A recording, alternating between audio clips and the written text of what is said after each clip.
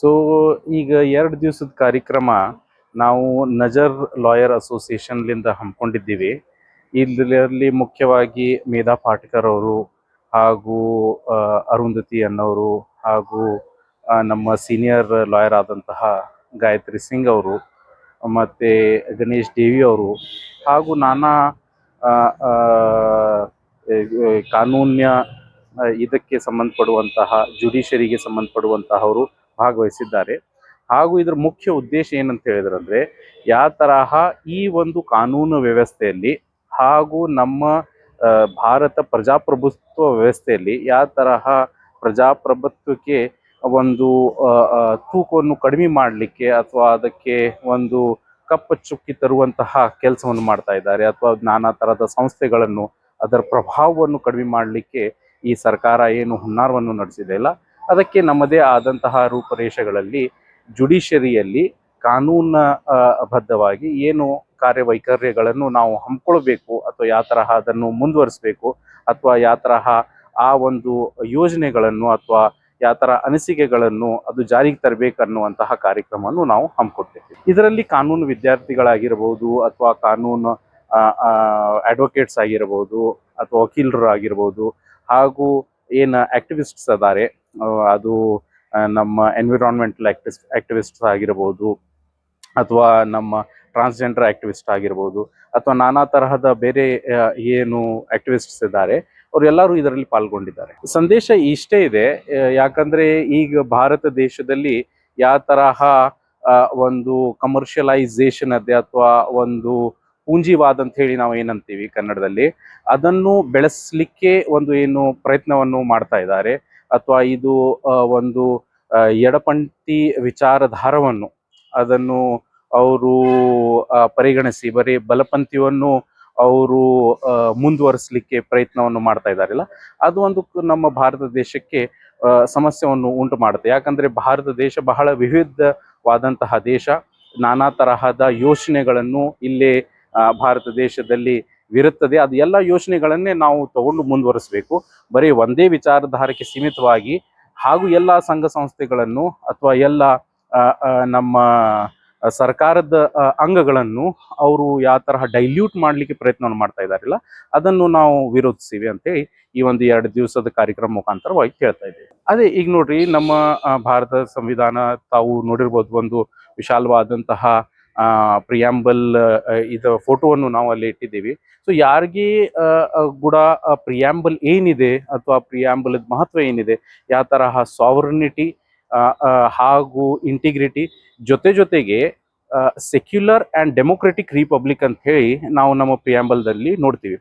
So ಇದು secular ಅಂದರೆ ಜಾತ್ಯತೀತ ಹಾಗೂ ರಿಪಬ್ಲಿಕ್ ಆಗಿ ನಮ್ಮ ಭಾರತ ದೇಶವನ್ನು ನಾವು ನೋಡಬೇಕು. ಸೊ ನಮ್ಮ ಸ್ಟೇಟ್ಗೆ, ನಮ್ಮ ಭಾರತ ದೇಶಕ್ಕೆ ಒಂದೇ ಆದಂತಹ ಜಾತಿ ಇಲ್ಲ, ಒಂದೇ ಆದಂತಹ ಧರ್ಮ ಇಲ್ಲ ಅಂತೇಳಿ ಜಾತ್ಯತೀತವಾಗಿ ಈ ಸ್ಟೇಟನ್ನು ನಾವು ನೋಡಿದ್ದೀವಿ.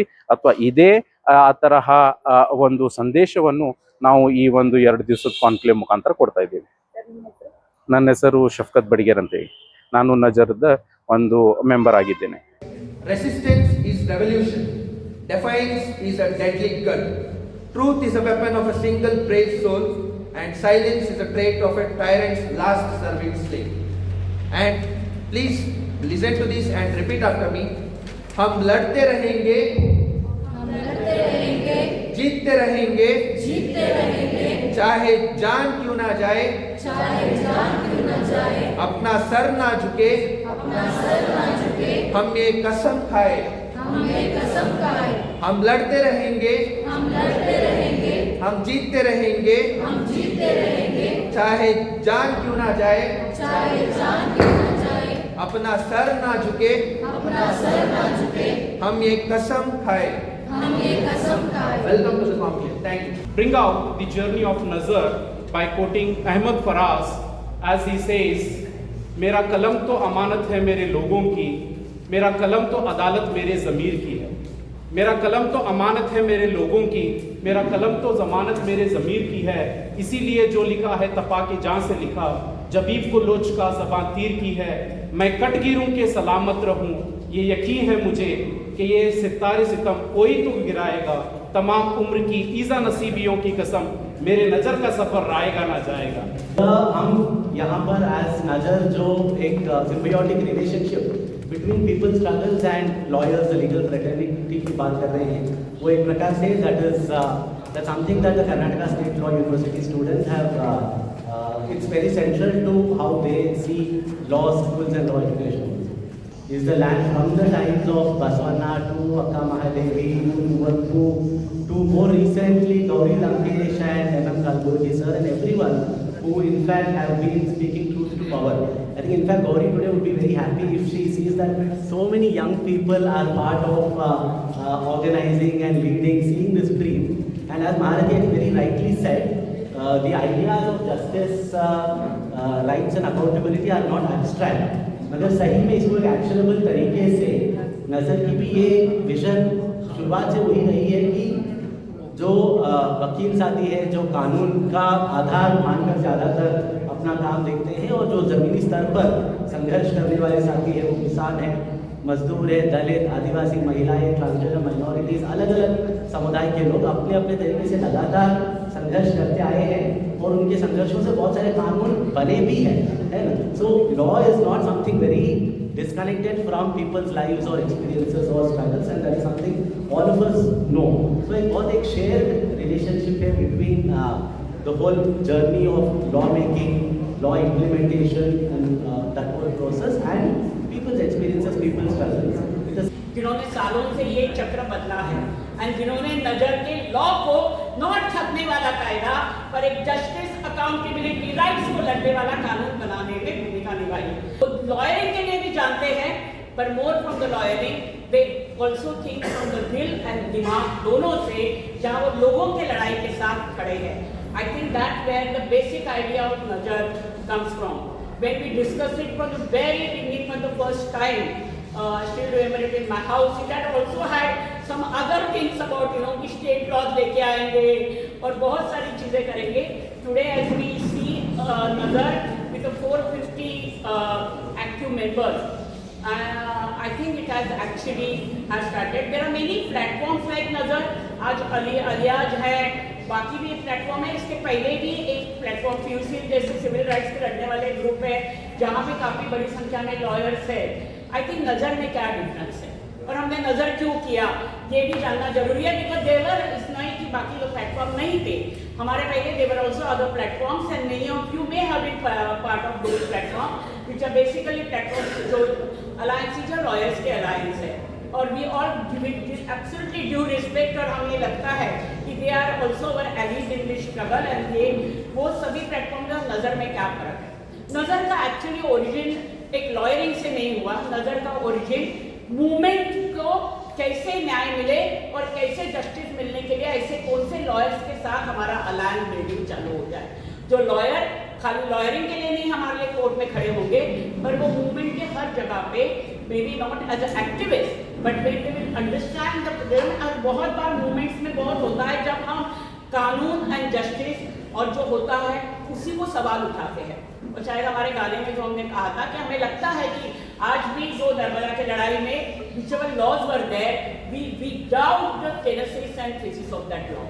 Many of us are here who do see, though we all respect the constitution, we go to the preamble, we do see कि जब जहाँ पे प्रॉब्लम है, जब कानून शॉर्ट पड़ता है, कानून हमको रोकता है, कानून राइट्स ये करने के लिए रोकता है, तो what will be the role which we think that the Nazar alliance like Nazar can bring in.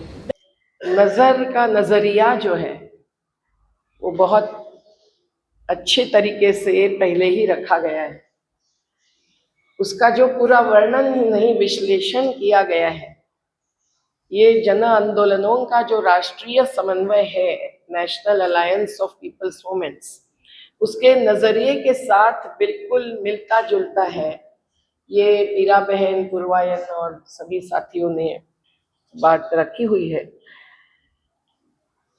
लेकिन ये जो एक नई फ्रेटर्निटी, एक अलग सा एकजुट का मंच बनाने का एक विशेष योगदान हमारे NAPM के युवा साथियों ने दिया है, जिसमें कर्नाटक के साथी भी रहमान भाई, श्रद्धा बहन और सभी ने अपना योगदान दिया है। तो ये बहुत महत्व का क्यों है आज, ये समझना जरूरी है।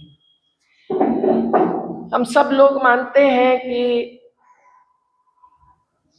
हमें जो हर नागरिक के लिए, हर इंसान के लिए जो जीने का अधिकार चाहिए, जिसमें आवास का अधिकार है, जिसमें रोजगार का अधिकार है, जिसमें भोजन का अधिकार है, जिसमें शिक्षा और स्वास्थ्य का अधिकार है, पर जिसमें एक इज्जत के साथ जीना है, तो हर सुविधा का भी अधिकार है, पर सम्मान का अधिकार है। और इसके लिए जो संविधान ने हमको दिया है, उसको आधार मानना आज बेहद जरूरी हो गया है। अर्थात इस संविधान को ऐसा हाथ में लेना है तो पार्लियामेंट से बाहर भी करना है। ये भी आज की जनतंत्र की परिभाषा हम देख रहे हैं। लेकिन हम अभी भी मानते हैं कि संविधान सभा ने बाबा साहब के नेतृत्व में, लेकिन करीबन 300 लोगों ने, जिसमें 15 महिलाएं भी, जो संविधान दिया है, उसमें एक तो बुनियादी अधिकार और दूसरी तरफ मार्गदर्शक सिद्धांत, डायरेक्टिव प्रिंसिपल्स, ये दोनों लगते हुए ये देश कैसा चलना चाहिए और कैसा नहीं चलना चाहिए, ये दोनों बातें उसमें प्रतिबिंबित हुई है। जब ये पता चलता है कि बाबा साहब ने ये कहा था, डॉक्टर अंबेडकर जी ने, कि जो मार्गदर्शक सिद्धांत है वो मूलभूत बुनियादी अधिकार में, फंडामेंटल राइट्स के सेक्शन में ही आना चाहिए। दुखद बात है कि संविधान सभा ने उसे बहुमत से नकार दिया। अगर वो होता तो बहुत अलग बात होती। आज उन मार्गदर्शक सिद्धांतों के आधार पर ही अगर हर कानून बने या बदले, संविधान नहीं देश भी चले, ये अगर तय होता है, और नॉन जस्टिसिएबल, यानी कि मार्गदर्शक सिद्धांतों में से कोई मुद्दे को लेकर आप कोर्ट के सामने खड़े होकर ये नहीं कह सकते हैं इसका उल्लंघन हुआ है तो किसी को जेल में भेजो या इसको नकार दो, किसी कानून को या कानून के बदलाव को। ये नॉन पार्ट अगर एक शब्द बदल देंगे तो काफी कुछ चीजें बदलेगी, ये हमारा सबका विश्वास है।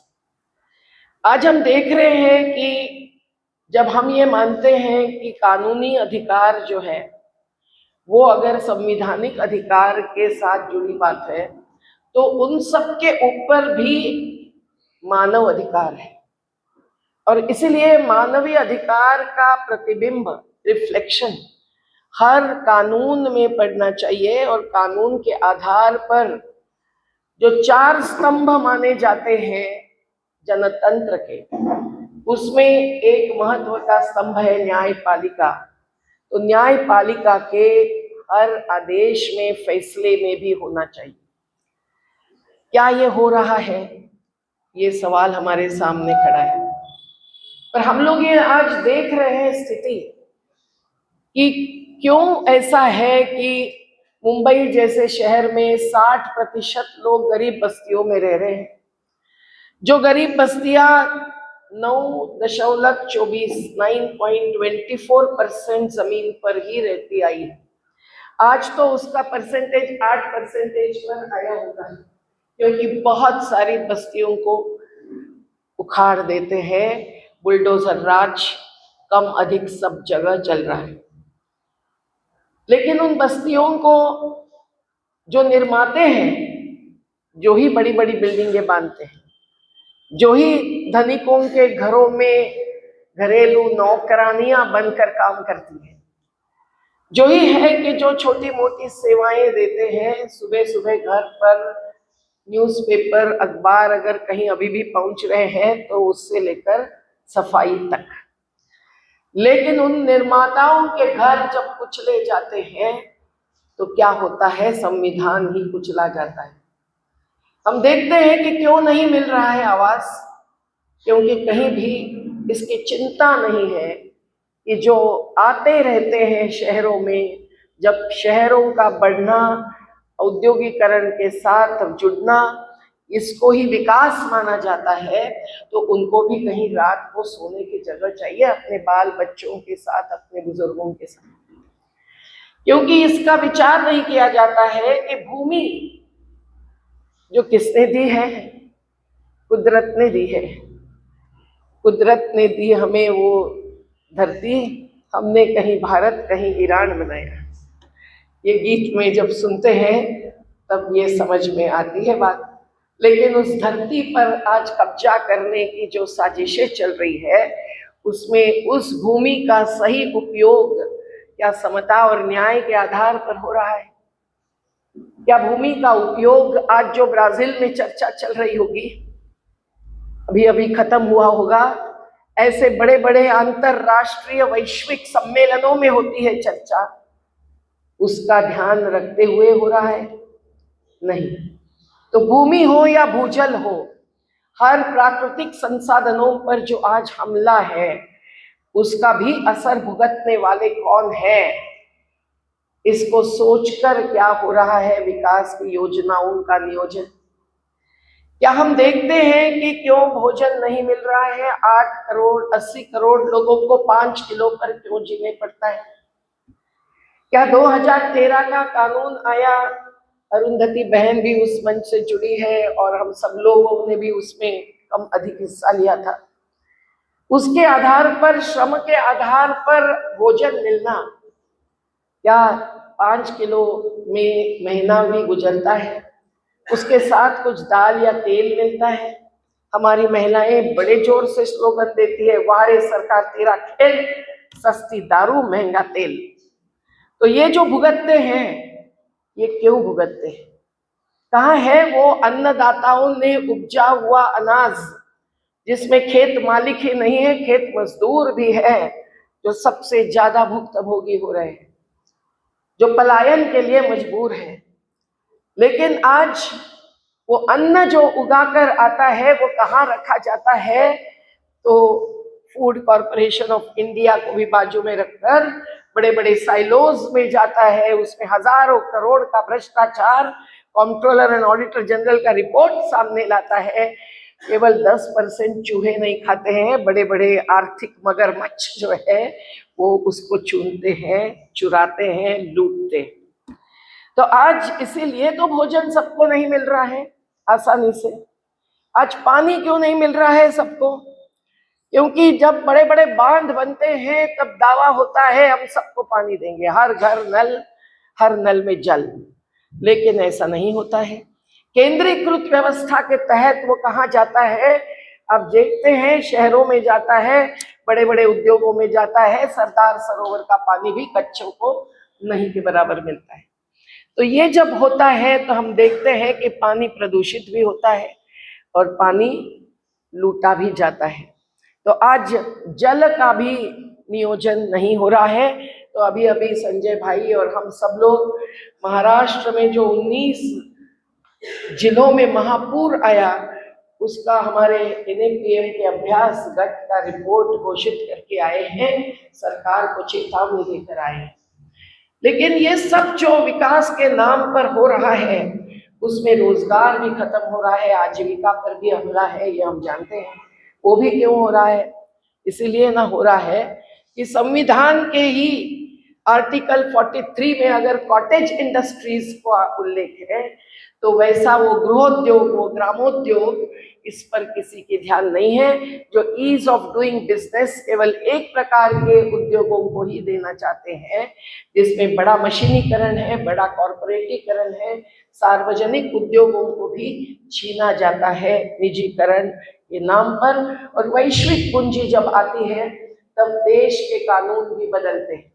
आज 29 श्रम कानून वापस होकर 44 राष्ट्रीय कानूनों में से जो आए थे, बिल्कुल भारत स्वतंत्र होने के पहले भी कुछ, पर भारत स्वतंत्र होने के तत्काल बाद 1947 का पहला कानून जो डॉक्टर बाबा साहेब अम्बेडकर विधि मंत्री थे तब आया, उसको ही लेकर मैं औद्योगिक न्यायालय में खड़ी होती हूँ। वो तो औद्योगिक विवाद अधिनियम है, जिसमें मालिक और मजदूर के बीच का विवाद अगर है तो कैसे सुलझाया जाए, इसका पूरा प्रक्रिया का वर्णन है। लेकिन आज वो कानून भी बदल गया है। नवंबर 11 से अगर 4 कोर्ट्स आचार संहिता लागू है तो नाम है संहिता, लेकिन वो कोई सही न्याय और समतावादी नहीं है, वो मालिक धार्जिणी है। ये बात तो सब लोगों को पता हो गया होगा, मैं इस पर नहीं बोलती हूँ। पर हम लोगों को ये सब जो स्थिति है उद्योगों की भी और रोजगार की भी, उस पर भी ध्यान देना जरूरी है। जो श्रमदान करते हैं, श्रम का योगदान देते हैं, उन्हीं को, हमारी भी सफाई मजदूरों की यूनियन है, हम देखते हैं कि न्यूनतम वेतन नहीं मिलता है, उसके लिए कितने संघर्ष करने पड़ते हैं। पर ये सभी मुद्दों के आधार पर हम देखते हैं कि हमको कानूनी और मैदानी दोनों प्रकार की लड़त साथ साथ आगे ले जाने के सिवाय आज दूसरा रास्ता नहीं है। हम केवल संविधान की प्रस्तावना पढ़कर संकल्प लेते हैं हर कार्यक्रम में, लेकिन उससे भी कुछ नहीं होता है।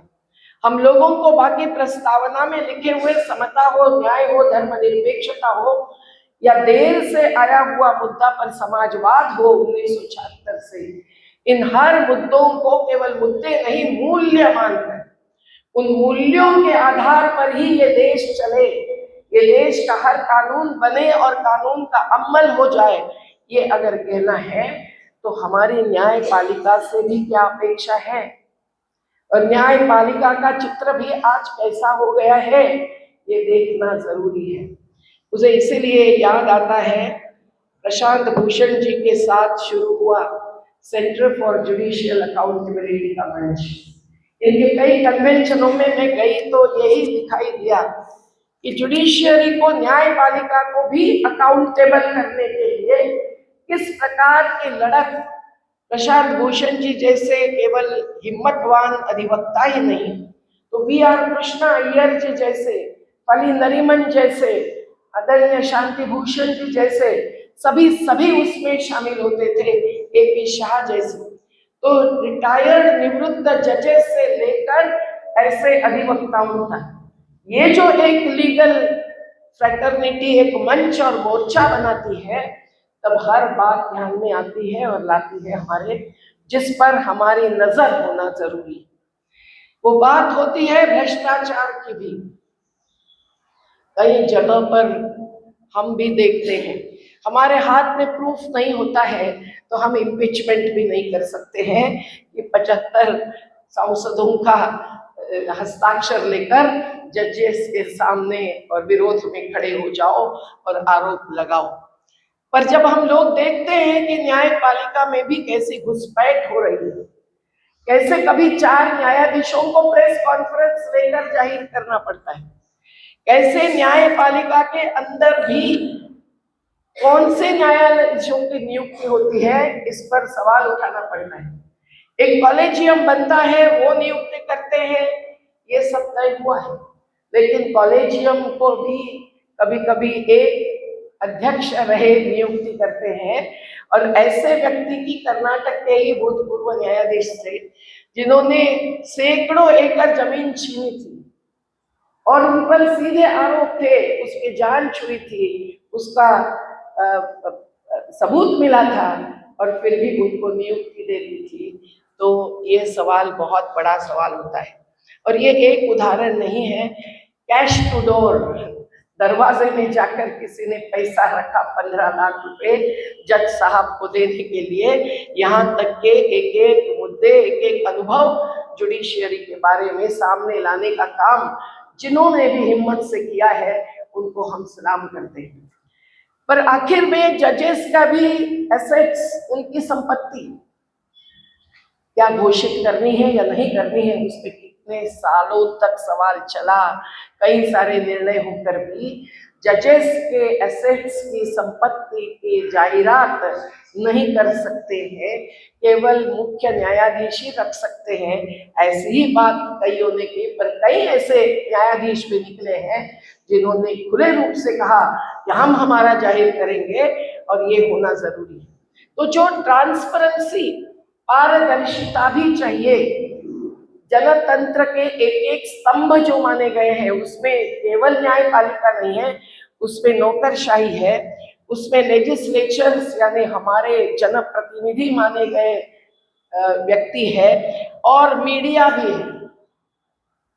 क्या इन सभी में पारदर्शिता और जवाबदेहिता निश्चित करने के लिए हमको कानूनी और मैदानी लड़त जरूरी नहीं है?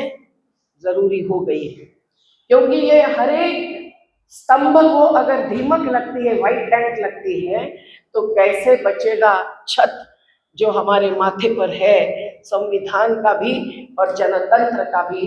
ये बड़ा सवाल है। आज हम लोग इसीलिए ये नजर जैसे एक मंच या मोर्चा कहो, इसको बनाकर ये चाहते हैं कि कानूनी और मैदानी लड़त में एक समन्वय बन जाए। मैदानी लड़त से हम देखते हैं कि किस प्रकार से बात आगे निकल जाती है। मैदानी लड़त में जब जनता की आवाज उठती है तो केवल न्यायपालिका से ही हमको निर्णय लेना है, उसके बदले में उसके बिना कोई रास्ता नहीं। ऐसे कई गरीबों को लगता है, श्रमिकों को लगता है, किसानों को लगता है, वो कभी सही भी निकलता है। क्या किसान लोग कोर्ट में जाते केवल 13 महीने 735 किसानों की शहादत के साथ जो आंदोलन हुआ हमारे संयुक्त किसान मोर्चा का, वो नहीं लड़ते तो क्या वो 3 किसान विरोधी कानून वापस हो जाते? नहीं। क्या हम देखते नहीं है कि नियमगिरी का आंदोलन भी एक और वो डोंगरिया कोंड आदिवासी जो प्रिमिटिव ट्राइब्स है उड़ीसा की, उन्होंने लड़ा। हम वहां गए तो एक कैसी ताकत देखी डोंगरिया कोंड महिलाओं की, वो मैं भूल नहीं सकती। पर उसके बाद ही जजमेंट आया इसमें, अर्थात हमारे सीनियर काउंसिल संजय पारिक जी, सीनियर एक्टिविस्ट प्रफुल्ल सामंतरा जी, सबका योगदान रहा। पर फिर वो जजमेंट आया कि भाई ग्राम सभा ने मंजूर नहीं किया तो वेदांत जैसी कंपनी ही काम नहीं कर सकती। आज इतना बड़ा जजमेंट होते हुए भी वेदांत कंपनी को कम अधिक आगे बढ़ाया जाता है, तो हम लोगों को समझ में आता है कि कानूनी लड़त से हम कुछ हासिल करें तो भी हमको आगे जाना पड़ता है। नर्मदा का यही अनुभव है कि 1985 में नर्मदा आंदोलन चालू हुआ, पर 1994 तक हम लोग सुप्रीम कोर्ट में नहीं गए। कई सारे अच्छे पर्यावरणविद शेखर सिंह जैसे हमको कहते थे कि क्यों नहीं जाते कोर्ट में, और हमारे लोग कहते हैं नहीं, जब तक हमारी ताकत ऐसी नहीं बनेगी कि कोर्ट ने हमको एक तमाचा दे दिया तो हम उल्टा तमाचा नहीं देंगे कोर्ट पर हम लोग जहाँ है वहां डटे रहेंगे, तब तक हम कोर्ट में नहीं जाएंगे। तो 1994 में ही हम कोर्ट में गए। 6 साल लिए जजमेंट आने को, पर उसके बीच में 4 साल हमने रुकवाया डैम को, तब जाकर तो पुनर्वास का कार्य आगे बढ़ा, जो आज 50,000 परिवारों को पुनर्वास दे चुका है। पर क्या हमारे 40 साल के बाद भी लड़ाई हम खत्म कर सकते हैं? नहीं, क्योंकि उन आदेशों का भी, इस पर प्रभाष जोशी जी जैसे बड़े साहित्यिक ने लिखा था कि हमें फैसला नहीं न्याय चाहिए। मुझे कोर्ट में भी जजेस के सामने ये बोलना पड़ता है माय लॉर्ड बोलते हुए, माय लॉर्ड कि your lordship, we don't want judgement, we want justice. तो ये जो हासिल करने के लिए हमको जुडिशियरी पर भी नजर डालना पड़ता है, और जजमेंट जो आता है उसको सही न्याय के पक्ष में ले जाने के लिए बाहर जैसे संसद बाह्य लड़ाई होती है, तब कानून बनते हैं, जिसका जिक्र मीरा ने किया। कितने सारे कानून तो उसी से आए हैं, वन अधिकार कानून हो, सूचना अधिकार कानून हो, या राइट टू फूड का कानून हो, भोजन अधिकार का हो, या भू अर्जन का कानून हो। नर्मदा से नंदीग्राम तक की लड़ाई नहीं चलती तो ये भू अर्जन का 2013 का कानून नहीं आता।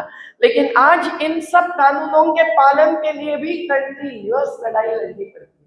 कोर्ट में भी बार बार इसका आधार लेकर वकीलों को बोलना पड़ता है कि देखो भाई इसका उल्लंघन हुआ है, देखो भाई ये संविधान के विरोध में, देखो इसमें मानव अधिकार को चला जा रहा है।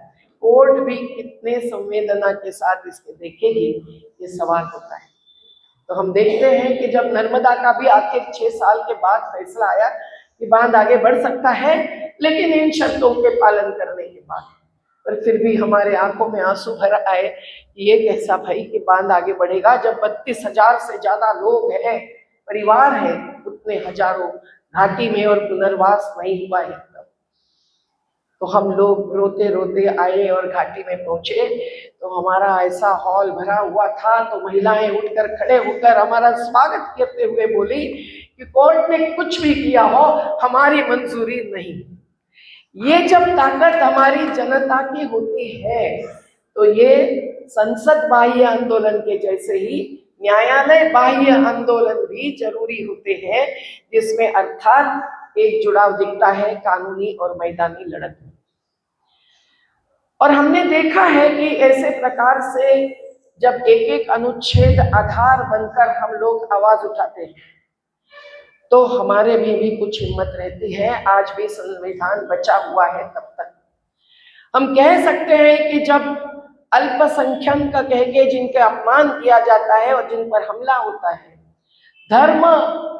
धर्मांतरण के नाम पर छत्तीसगढ़ में कईयों के घर तोड़े जाते हैं, धर्मांतरण के नाम पर क्रिश्चियनों पर हमला होता है, मुसलमानों पर हमला होता है, तो हम लोग आर्टिकल 25 को देखते हैं तो उसमें केवल धर्म के पालन का ही नहीं, धर्म के प्रमोशन का, धर्म को प्रचारित करने का भी अधिकार दिया हुआ है। तो बाबा साहेब अम्बेडकर ने बौद्ध धर्म स्वीकारा तो क्या उन्होंने सही में कुछ मानव विरोधी या राष्ट्र विरोधी या धर्म विरोधी कार्य किया था? नहीं। हम लोग इस प्रकार के एक एक अनुच्छेद का आधार लेना होता है। आज हम देखते हैं हम लोग आर्टिकल 19 का आधार लेकर हमारी स्वतंत्रता घोषित करते हैं तो आपको विश्वास नहीं बैठेगा कि मेरी जिस बिरला समूह के सामने केस चल रही है उसमें उनका दावा रहा है कि उनकी आज़ादी है और उनकी आज़ादी उनकी मनमानी होती है जो आज हर उद्योगों पर असर ला रही है।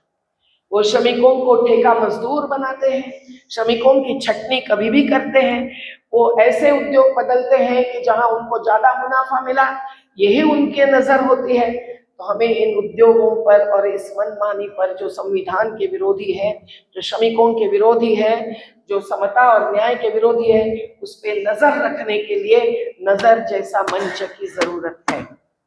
और ये हुआ है। हमें कितने सारे ऐसे एडवोकेट्स दिखते हैं जिसका मैं उल्लेख किया, गायत्री सिंह का, वहाँ इंदिरा उन्नी नैयर बैठी हुई है, कई सारे एडवोकेट्स, संजय पारिक जी हमारे हैं जो प्रो बोनो है पर प्रो पीपल है, प्रो जस्टिस है, प्रो कॉन्स्टिट्यूशन, और उनकी संवेदना ये सबसे बड़ा मुद्दा होता है। हमारे जैसे जो फॉरेन फंड्स न लेते हुए आंदोलन चलाते हैं, घर बचाओ घर बनाओ कहते हुए गरीब बस्तियों का भी, उनको मुश्किल है आज की अवस्था में, क्योंकि आज वकीलों में भी बहुत बदलाव आया हुआ दिखाई देता है। बहुत थोड़े ऐसे वकील रहे हैं जो प्रो बोनो रहेंगे, जो सही में जो जन आंदोलन है, सामाजिक संस्था नहीं, केवल जो फंड नहीं लेते हैं, नहीं रखते हैं, लाखों की उधारी भुगतते हैं, पर कार्य चित से चलाते हैं, उनसे भी पैसा मांगते हैं। आज ये भी हमको बदलना है। नजर जैसे मंच में जो वकील जुड़े हैं और जुड़ेंगे वो ऐसे ही होंगे जो अधिकतर प्रो बोनो रहेंगे, अर्थात कुछ केसेस वो ऐसे चलाएंगे जिससे उनका भी कार्यभार चलेगा, लेकिन वो जन आंदोलनों के साथ का रिश्ता ऐसा बनाएंगे जिससे कि जन आंदोलनों को भी केवल प्रस्थापित सामाजिक संस्था न बननी पड़े और अपनी मैदानी लड़त के साथ कानूनी आधार भी मिल जाए। और ये हमने देखा है नंदीग्राम के संघर्ष में। मैंने देखा कि जब दिवाली के 4 दिन हम उपवास पर बैठे थे क्योंकि 14 लोगों की हत्या हुई, तो पूरे वकील बड़ी रैली लेकर वहां मंच के पास आए थे। महाश्वेता देवी, अपर्णा सेन, सबके साथ हम लोगों को उनका भी समर्थन मिला था। तो ये भी बड़ी बात है, जैसा उल्लेख मीरा बहन ने और गुरवायन ने किया कि वकीलों का रास्ते पर उतर आना क्यों जरूरी होता है। आंदोलनों को तो सहायता मिलती है पर वकीलों को भी बहुत प्रेरणा मिलती है। इसीलिए वकील जो भी एडवोकेट्स, अधिवक्ता जो भी और कोई भूतपूर्व न्यायाधीश भी जब जनता के साथ संवादशीलता रखते हैं और जनता की ताकत ही नहीं, जनता के विचार, उद्दिष्ट ये सब समझते हैं, तब बात बहुत अलग होती है। क्योंकि वकीलों में भी जबकि नहीं मैं ड्राफ्ट करेंगे, हम ड्राफ्ट करेंगे, हम प्रेयर्स डालेंगे, ऐसा होता है तो बात बहुत अलग होती है। लोगों को लगता है कि अरे हमको तो ये नहीं चाहिए, ये क्यों रखा गया, हमको तो स्टे चाहिए था, पहले हमको बचाने के लिए एक इंटरिम एप्लीकेशन लगना था, वो क्यों नहीं लगाया। तो कभी वकील बोलते हैं कि नहीं हम नहीं स्टे एप्लीकेशन, क्योंकि वो कोर्ट में नकार देंगे तो अभी रहने दो, तो गड़बड़ होती है। तो एक समन्वय ही नहीं, संवाद की क्यों जरूरत है, इसलिए मैं एक उदाहरण देती हूँ। और इसलिए नजर के साथ जुड़े हुए जो वकील है और जो आंदोलनकारी है, उन्होंने एक शांतिपूर्ण संवाद रखना, कोई भी केस लेकर कोर्ट में जाने के पहले, जैसा हमारा गायत्री के साथ होता है तो हम बहुत खुश होते हैं, वो बेहद जरूरी है। हम लोग ये भी समझना चाहिए कि इसके लिए क्या होना पड़ेगा, क्योंकि आज कानून बदलते हैं, बायोडाइवर्सिटी एक्ट बदल दिया, सूचना का अधिकार कानून बदल दिया, श्रम अधिकार के 29 ऐसे कानून जो ऑक्यूपेशनल सिक्योरिटी, सोशल सिक्योरिटी सब देते रहे, माइग्रेंट लेबर के लिए 1979 में बना हुआ कानून, इससे भी कुछ उनको एक सुरक्षा मिलती थी, वो बदल गया। तो हम लोगों को जब कानूनी नहीं मैदानी भी लड़ाई करनी पड़ती है, तब इन सभी बदले हुए कानूनों की भी पूरी जानकारी लेकर हर कार्यकर्ता कार्यकर्ती ने भी आगे बढ़ाना पड़ता है। तो जब स्टूडेंट्स, विद्यार्थी भी हमारे साथ जुड़े हैं, लॉ यूनिवर्सिटी के, लॉ कॉलेज के हमारे पास इंटर्न्स बन के आते हैं, तो हम देखते हैं कि वो जब जाते हैं आदिवासी पहाड़ी क्षेत्र में तो कहते हैं अरे बाप रे, ऐसा तो हमने कभी जाना ही नहीं था कि देश में ऐसे भी क्षेत्र है, और ऊपर से बूढ़ा आदिवासी नीचे उतरकर नदी में नहाकर ऊपर चढ़ के जाता है। तो देखिए, एक जमीनी धरातल की स्थिति जानना ये वकीलों के लिए भी जरूरी है, न केवल कार्यकर्ताओं के लिए। और इसीलिए भी ये शामिल होना आंदोलन में कुछ थोड़े दिन देकर भी ये भी बहुत जरूरी है। और इसी के आधार पर फैक्ट फाइंडिंग करना जरूरी है। जहाँ कहीं पहुँचते हैं, हम हाथरस में पहुँचते हैं, हम दंगा होता है मध्य प्रदेश में धार्मिक, तो पुलिसों को बाजू में करके हम पहुँचते हैं। हमारे पास भी एक आधा साथ में एडवोकेट रहे तो उसका भी एक बहुत असर आता है। और हम लोग भी एक एक हकीकत पर, वो महापूर हो, सुनामी हो, जोशीमठ का हल्ला हो, हिमालय का पिघलना हो, हर एक कैलामिटी यानी आपदा के साथ भी जुड़ा हुआ आपदा प्रबंधन कानून हो, जल नियमन के कानून हो, इसको जानने के सिवाय हम कुछ फैक्ट फाइंडिंग नहीं कर सकते। और इसके लिए भी हमें ये जुड़ाव जरूरी है। जन अदालत जैसे एक ऑल्टरनेटिव मंच खड़े करना, ये भी आज बेहद जरूरी बात हो गई। हम नर्मदा में 40 साल में इतने सारे आदेश लेकर भी आज क्यों पीपल्स कमीशन, जन आयोग या जन अदालत बनने के लिए मजबूर हो गए? क्योंकि जो सही स्थिति है आर्थिक, सामाजिक, पर्यावरणीय आघात की हर एक योजना की, वो भी नहीं सामने आती। अभी मैं होन्नावर पोर्ट के मुद्दे को लेकर सिद्धरामैया जी और मुख्य सचिव और सबको मिलके आई, पर उसके लिए पहले एक दिन पूरा घूमना पड़ा समुद्र किनारे। तो मच्छीमार महिलाएं, जिनमें हिंदू, मुस्लिम, क्रिश्चियन एकजुटता ही नहीं, केवल अपने रोजगार पर, महिला केंद्रित रोजगार पर पूरा आधार और अधिकार रहा है, उनकी सब बातें उनको पहुंचानी पड़ी। तो हम लोग जब मेमोरेंडम देते हैं, जिसका पूरा वर्णन पूर्वायन ने किया, हम लोग जब वक्तव्य जाहिर करते हैं, स्टेटमेंट, तब आज सोशल मीडिया भी बहुत सारा दुधारी तलवार जैसा माध्यम हुआ है। दोनों बाजू के लोग इसका इस्तेमाल करते हैं। तो हम कितने भी वेबिनार करें, कितने भी वक्तव्य, स्टेटमेंट जाहिर करें, उसकी कितनी दखल ली जाती है, ये एक सवाल मन में आता है। और इसीलिए वो तो हमको करना चाहिए, लेकिन हमारे सोशल मीडिया के अंदर की पूरी चर्चाएं, पूरा एक योगदान, आदान प्रदान, ये अगर हमारे ही साथ जुड़े हुए लोगों तक सीमित रहता है तो उसकी एक मर्यादा साबित होती है। इसीलिए हमको अगर इस प्रकार के निर्णयकर्ता शासनकर्ताओं तक पहुंचना है, हमारे जनप्रतिनिधियों तक हर रिपोर्ट हमको पहुंचाना है, तो हम कैसे ये होन्नावर पोर्ट की रिपोर्ट जो भी कार्यकर्ता और अधिवक्ता ने मिलकर किए हैं उसको लेकर हम केवल प्रदर्शन ही नहीं करें, प्रसारित नहीं करें, हर एक के हाथ में लेकर कहे इस पर हमको जवाब चाहिए। और इसके लिए जन अदालत जैसा मंच हो ये भी जरूरी है, फैक्ट फाइंडिंग की रिपोर्ट्स हो ये भी जरूरी है। ये न्यायालय में खड़े होना भी कार्यकर्ताओं को जरूरी हो गया है। मुझे बहुत बार सुनाना पड़ता है कि justice delayed is justice denied my Lord. तो जैसे मैं रूम से बाहर आती हूँ कुछ वकील पीछे पीछे आते, अच्छा हुआ आपने तो सुनाया, पर हम काला डगला डालकर तो ये नहीं सुना सकते। मैं कहती हूँ क्यों नहीं सुना सकते, इसमें कोई अपमान है क्या, इसमें हम अपेक्षा व्यक्त कर रहे हैं। तो इसी प्रकार से जो भी न्याय के खिलाफ हो रहा है, अन्याय या आदिवासी दलितों पर अत्याचार, उसको हम कैसे कोर्ट में हिम्मत से पेश करें, इसके लिए एडवोकेट्स को भी एक्टिविस्ट बनना पड़ता है और एक्टिविस्ट को भी एडवोकेट्स बनना पड़ता है। तो ये एडवोकेसी की बात जो है वो हम अगर इनिक्विटी के खिलाफ करना चाहते हैं, गैर बराबरी के खिलाफ, जो बिल्कुल महत्व का कारण है आज देश की दुर्दशा, वो धर्म, जाति, प्रांत, भाषा, लिंग सबके आधार पर हो रहा है। तो हम लोग कैसे इस गैर बराबरी को चैलेंज करें, ये हमारे सामने बहुत बड़ा आह्वान है।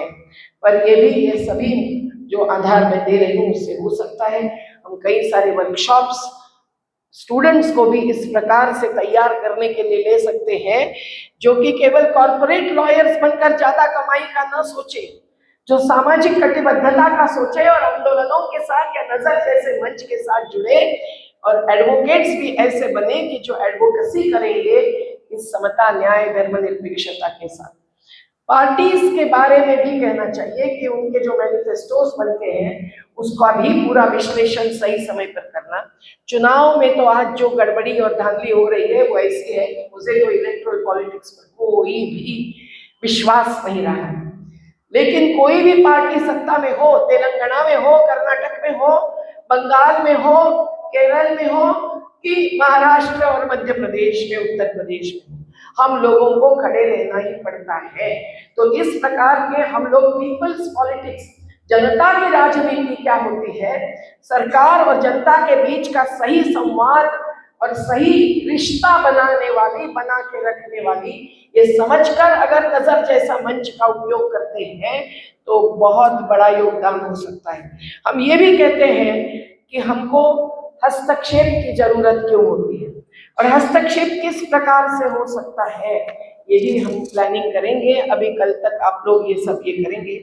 आज क्लाइमेट चेंज जैसी जो एक विशेष चुनौती भरी स्थिति है उसको लेकर तो हम लोगों को बहुत सारे ऐसे कृति कार्रवाई करनी पड़ेगी जो आज मूल निवासी लड़कर और उनकी जीवन प्रणाली, समता, सादगी, स्वावलंबन की, उसको बचा के रखकर ही कुछ हमारा जीवन बचाने को मदद कर रही है। नहीं तो पूरी मनुष्य जात आज खतरे में है। केवल हिमालय पिघल नहीं रहा है, पूरी धरती 2024 के आंकड़ों के आधार पर कहते हैं कि ये ब्रिंक पर, मतलब किनारे पर खड़ी है, जो कब गिर पड़ेगी कह नहीं सकते हैं। तो ऐसी स्थिति में हम लोगों को सही में बहुत सारे आर्टिकल्स 48 प्रकृति को बचाने के भी, उसका भी आधार है संविधान में, लेकिन हम कैसे आगे बढ़ेंगे। आर्टिकल 39 जो कहता है कि मुट्ठी भरों के हाथ में संपत्ति केंद्रित नहीं हो, ऐसी अर्थव्यवस्था चाहिए, और बराबर वही हुआ है। बहुत रिपोर्ट आते हैं 1% लोगों के हाथ में, जो अब्जाधीश है उनके हाथ में कितने प्रतिशत संपत्ति है। पर हम क्या कर सकते हैं। सरदार पटेल ने संस्थानों को जब्त किया था, आज क्या ऐसे मुट्ठी भर अब्जाधीशों को अब जब्त कर सकते हैं? नहीं, पर हम कम से कम टैक्स प्रणाली बदलने की बात कर सकते हैं। उसके लिए भी जरूरी है कानूनी और मैदानी लड़त। नागरिकता पर जब हमला होता है तो शाहीन बाग जैसा मंच जब खड़ा होता है तो शाहीने आसमान से धरती पर उतर आती है। शाहीन मतलब खार का पक्षी होता है ना, बड़ा जो झूमता रहता है। तो ऐसी शाहीनों की ताकत हमने देखी है, दादी नानी लड़ती थी। तो ये सब हम लोगों को जानना चाहिए और इसीलिए हम लोगों को बहुत सारे प्रोग्रामेटिक और स्ट्रैटेजी का प्लान कल तक करके ही यहाँ से निकलना चाहिए, यही हमारी अपेक्षा है। अयोध्या में क्या हुआ है, इतना सारे हजारों के घर तोड़े, एक पैसा मुआवजा, वहां के किसी एडवोकेट ने ये सवाल खड़ा नहीं किया। आसाम में क्या हो रहा है, एडवोकेट्स नहीं ज्यादा खड़े होते हैं, तो हम लोग दुखी हो जाते हैं और हम लोग यही कहते हैं कि बिल्कुल गाजा पट्टी में हो अन्याय तो भी आर्टिकल 51 का आधार है कि भारत की भूमिका क्या होनी चाहिए, दोनों राष्ट्रों के बीच अगर विवाद हुआ तो उस विवाद को मिटाने की मध्यस्थता की और शांति स्थापना की। तो संविधान को आज कोई पढ़ता नहीं है, तो हमने युवाओं के बीच में जाकर संविधान पढ़वाना, उसके ऊपर भी बात करना ये भी जरूरी है। और ये सब करते हुए मुझे लगता है कि ये नजर एक ऐसा अगुवाही का मामला है। मैंने ज्यादा समय लिया होगा तो मैं माफी चाहते हुए यही कहूंगी कि आज संविधान को बचाना है और उसके आधार पर कानून होना चाहिए, उसके आधार पर मैदानी संघर्ष होना चाहिए। भले गोल बंद करने वालों को जेल बंद करे तो भी हिम्मत से होना चाहिए और उसके साथ साथ न्यायपालिका को भी संविधान के आधार पर न्याय के पक्ष में ही फैसला देना चाहिए। ये अगर हम लोगों को मानना है तो हमारी लीगल ही नहीं कॉन्स्टिट्यूशनल फ्रेटर्निटी बन जाएगी और इसका एक बहुत बड़ा असर देश और दुनिया पर पड़ सकता है। मैं बस 2 लाइनें सुनाती हूँ। संविधान की हत्या करने वालों तुम ये जान लो, आत्महत्या के जिम्मेदार तुम ही वो मान लो। जल जंगल जमीन बचाने मूल निवासी लड़ते हैं, पूंजीपति हकदारी लेने तुमसे ही तो जुड़ते हैं। अविरल बहती नदियों को तुम ही बंधक बनाते हो, पेयजल दूषित करके स्वास्थ्य भी बिगाड़ते हो।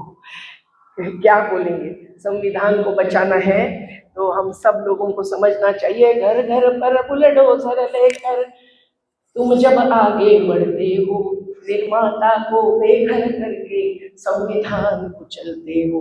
तो जनता को यही ऐलान करना चाहिए कि स्वराज पर हमला करने वालों को पहचान लो, संविधान को दिल में रखकर जनता तुम ही देश बचाओ, जनता तुम ही देश बचाओ। The first thing that I'd like to say, just in response to Medha's thing, which I found very enlightening, also very absolutely to the point about the relationship between lawyers and activists.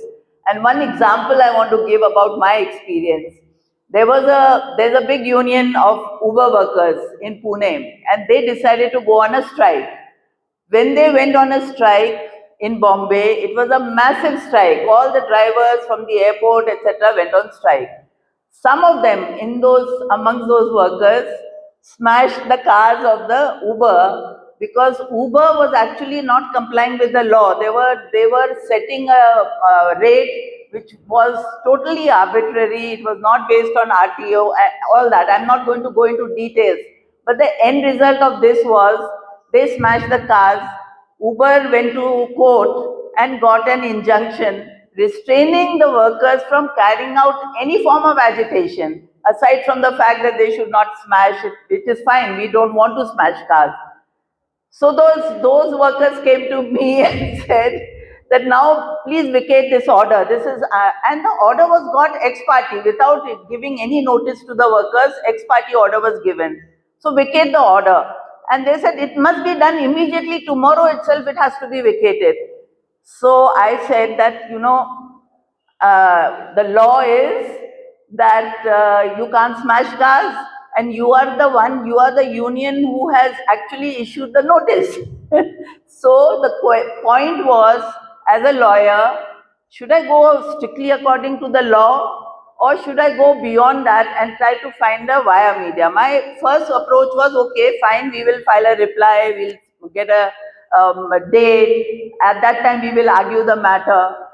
When they said absolutely no, we will continue going on strike, then I had to think that as a lawyer, should I say do not go on strike, or do the strike but in a different form? And that is where our strategy as lawyers actually play an important role in trying to go beyond the four corners of the law and trying to find out a way by which you are able to meet the needs of the people, whether it's workers or any form. So, I mean, that's the relationship that we should have. But aside from that, I want to really talk about in the context of what is constitutional crisis. And in that context, I want to do, but before that, I just want to say that it is really very encouraging to see young students. Majority of the people are all young, and you will find only a few handful of white-haired people like me, maybe Meda, and few others who are really a minority. In most meetings, it is the elderly who dominate the meeting. So that is very enlightening, and I think that should encourage us. It's not the number of people who are here, but it's really the quality of people and the commitment from the people that is important. So that I think is important. And the second part is, if Nazar was a funded organization, we would have filled the hall. We would have been able to pay tickets for everyone who could come. But whether they are committed, whether they are actually in relationship with the movement, that would never have been able, we would not have been able to understand that relationship. So I think that second point about the fact that there are fewer people than expected shouldn't dishearten us. It is our commitment that is important.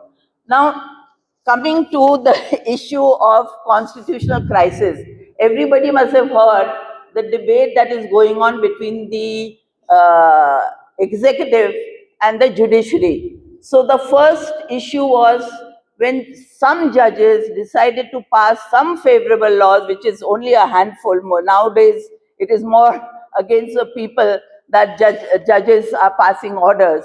The Vice President, Mr. Dharkar, right? Dharkar, he said that Parliament is supreme. You cannot do anything against a Parliament. Whatever the Parliament says is supreme, and that is the law of the land. And we say, what do we say? Huh? Well, people, yes, but it's the Constitution that is supreme. The Constitution is supreme because the Constitution is based on the will of the people, right? So it is the Constitution that we have to protect as lawyers or as the judiciary. So this is the actual debate in terms of who is supreme. Now, when we look at the federal stuff, we look at the separation of powers which is given under the Constitution. We see that the legislature is one part of the three pillars, the executive and the judiciary. These are the three pillars upon which the Constitution rests, aside from fundamental rights, etc. As far as the legislature is concerned, we see a sort of a line of acts and bills that are being passed, which are really against the people and also seeking to do away with whatever little benefits that we have. So first of all, we have the privacy bill, the digital personal data protection. What it does is, and I think Mridula is going to talk about it, I'm not going to go into it, but what it does is it takes away the rights of the people under the RTI, right to information, and actually the center takes the power to decide what is information that is to be given, what is information that should not be given. This is the sole prerogative of the central government. This is where the center is playing a role in terms of the legislation that is being passed by the parliament. So through this act, you have actually denuded the rights that were given under the RTI Act, which was basically under the RTI Act, you could obtain personal information if it was in public interest. Now here, under this act, you cannot ask for personal information, even if it is in public interest. So the entire provision is slowly being taken away. Secondly, you have a committee that is formed which is not independent. The committee under the DP Act should be totally independent in order to inquire into whether certain illegal acts have been done or not. But the committee, in fact, is constituted of people who are nominated by the central government. So again, you have the control of the central government in terms of deciding what is information and what is not information. And the third part, which Mridula actually pointed out today in the morning, is that there was a provision in the rules which said that the central government, that any information that is supposed to be provided can be provided, but cannot be provided if it is against the national interest. Now that itself has been removed. So now there is a total ban on providing information, irrespective of whether it is in national interest or not in, even national interest is a debatable point. The second part, so there are a number of laws which are being passed, which are actually granting powers, massive powers to the center. And now the recent laws that have been passed are the labor codes. The labor codes which were actually sought to whatever, I'm not going to go into details of that, but all the labor codes, basically what they do is centralize the power of the center. So where the state had a role to play, that role has been completely taken over by the center. So here also in the legislature, powers of the center are slowly being expanded and the powers of the state are being reduced. The third very important act is the Forest Conservation Act, under which there is a definition of what a forest is, which was very wide. Forest could be anything. It need not be any forest which is notified under the Forest Act. It could be a forest which is deemed to be a forest, which has forest-like caricatures, as in the Godavarman case. So judgments which were in favor of the people, like for example the Godavarman case, has been completely given a go by, and the Forest Conservation Act has been amended to narrow down the definition of the forest. So here again, the role of the center in terms of doing away even with orders that are passed by the judiciary. Then we come to the Farmers' Bill, which we've already discussed, that we need not be so depressed about what is happening by the center. It is only by way of people's movements that we will be able to pressurize. And the farmers' agitation actually showed how 3 massive bills which were introduced by the parliament were ultimately, the Prime Minister had to make a statement that they are withdrawing the bills, and subsequently it was placed before the parliament and it was withdrawn. So that is a positive example that we need to look at. But this is as far as the legislature powers are concerned, and I'll quickly finish, is the second part is the powers of the executive. So we see that in the case of Jammu and Kashmir, now everybody knows that when you talk of Jammu and Kashmir, it's something, anathema. You can be arrested, you can be put behind bars, and anything, whether you are criticizing the policy of the central government, whether you are criticizing how laws are being framed, you can be imprisoned. And this is what has happened to a large number of people, innocent people who have come out criticizing the government on various aspects. On Jammu and Kashmir, I just want to make one point. What the government did after 370 was abrogated, etc. I don't want to go into that. But there was a delimitation commission which was set up for the entire country. That delimitation commission basically went into the issue of census, etc., in terms of the population of that particular state. For Jammu and Kashmir, what happened was that though Jammu and Kashmir had been given 7 seats, separately they had been given 7 seats, the government did not follow the delimitation commission. They set up a 3-member, 3-judge panel. And that 3-judge panel, which was totally unconstitutional, it was beyond the powers of the government, yet it did that. And ultimately, the panel said that yes, these 2 states, that is Jammu and Kashmir, would be one union territory and the other Ladakh would be another territory.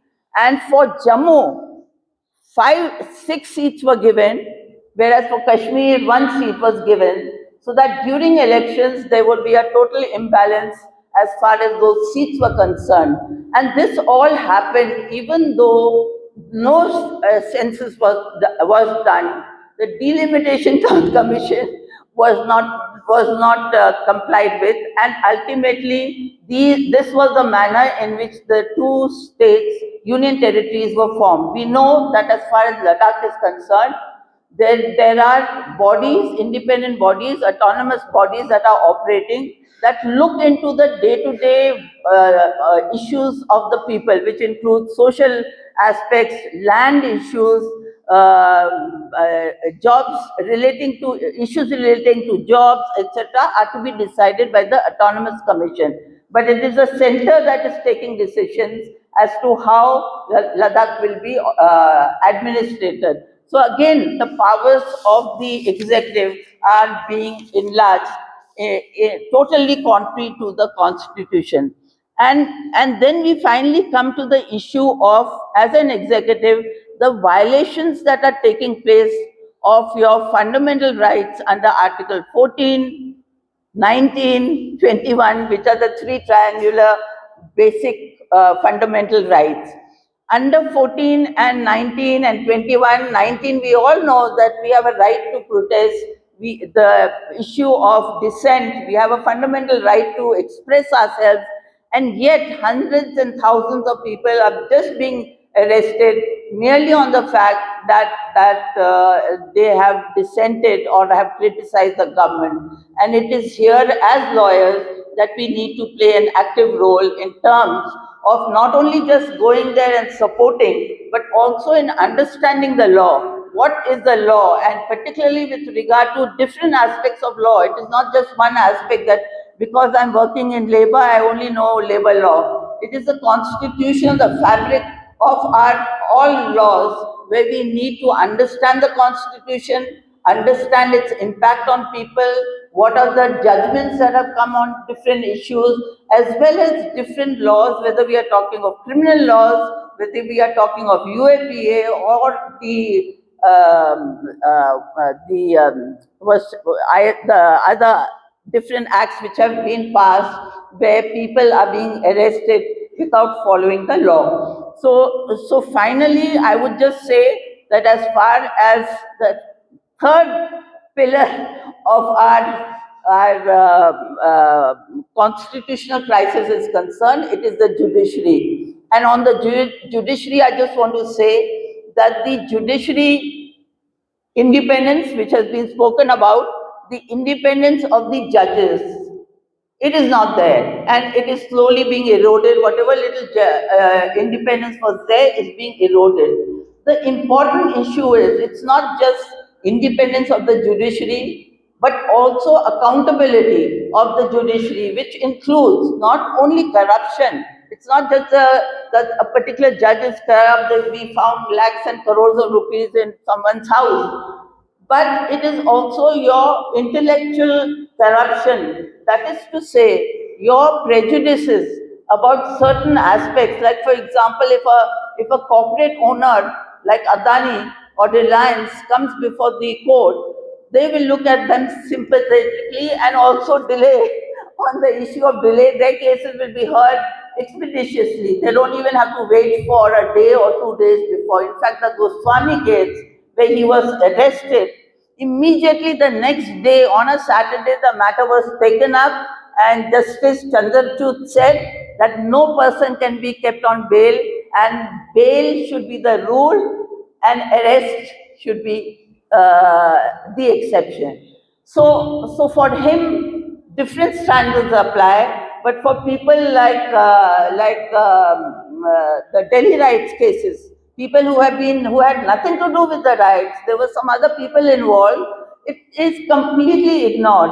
And the saddest part of all this is that the judges, the Chief Justice plays an important role in deciding where the matters go. So, master of the roster is the term that is used for determining which cases go before a particular judge. So we had Arun Mishra, if everyone knows, Arun Mishra was one of the judges who was not even a Chief Justice, but the Chief Justice nominated him on the bench in which Judge Loya's case was heard. I don't know if all of you know about Judge Loya. He was the one who, I don't want to go into details, but he was the judge who, according to us, was actually murdered. But the court said this is not murder. This is some accident that took place, even though blood was found on his shirt, and therefore he was the person who was accused. I don't even want to name that person. That person who was accused was exonerated.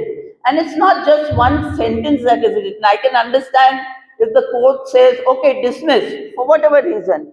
But a lengthy order was passed explaining details from beginning till end, which basically meant that no one else could go to any other court because we have already dealt with it at great length. So the total inconsistencies, conflicting manners, not following the law, etc., are followed. And here the dossier of the judges is very important, because what the central government is doing now is preparing a dossier of all those judges who will become the Chief Justice. So you have a dossier for Chandrachud, you had a dossier for Justice Gawai, and therefore you will find that during the period when they are about to retire, that is the time when they pass favorable orders in favor of the government. And that is because they have already finalized the dossier of that particular judge. So the question is, there are many suggestions which we need not give here, but as Nazar, I think we need to look into the judicial accountability, the question of independence of the judiciary, and we need to take a stand. So lastly, I would just say, sorry, I just finished in 2 minutes. Lastly, I would say that as lawyers, we need to stand up, and we cannot say that, oh, I'm scared to come forward now, I cannot, my profession is at stake, therefore I cannot criticize the government or criticize any authority. But unless we do that, we are not going to change any situation. We must be able to stand up against any judge who does something which is contrary to the constitution, forget other laws. We must be able to stand up to that. And as Medha rightly said, Bhushan and some other lawyers have actually, I must say, that they have gone out of the way and stood up and spoken up. And that is very important, particularly for young lawyers, to be able to do that, to be able to stand. Lastly, I would just say that as lawyers, we also need to be well prepared. We cannot just say, okay, I will go there, I'm connected with the movement, I will just go to court, I will argue, and that's the end of it. We have to be well prepared in terms of being able to counter anything that comes up in court, because we cannot say that we are going to engage another lawyer, senior lawyer. We ourselves must be able to be present in court and be able to confront the opposite side. Thanks. And develop our networks with this this kind of, at this level. Otherwise, our attention always is at Delhi, Bombay, and not even Hyderabad. In fact, Delhi, Bombay, and it's North India which kind of takes over. Okay. Having said that, yesterday I want to start with a with a small story. I will not speak about the constitution.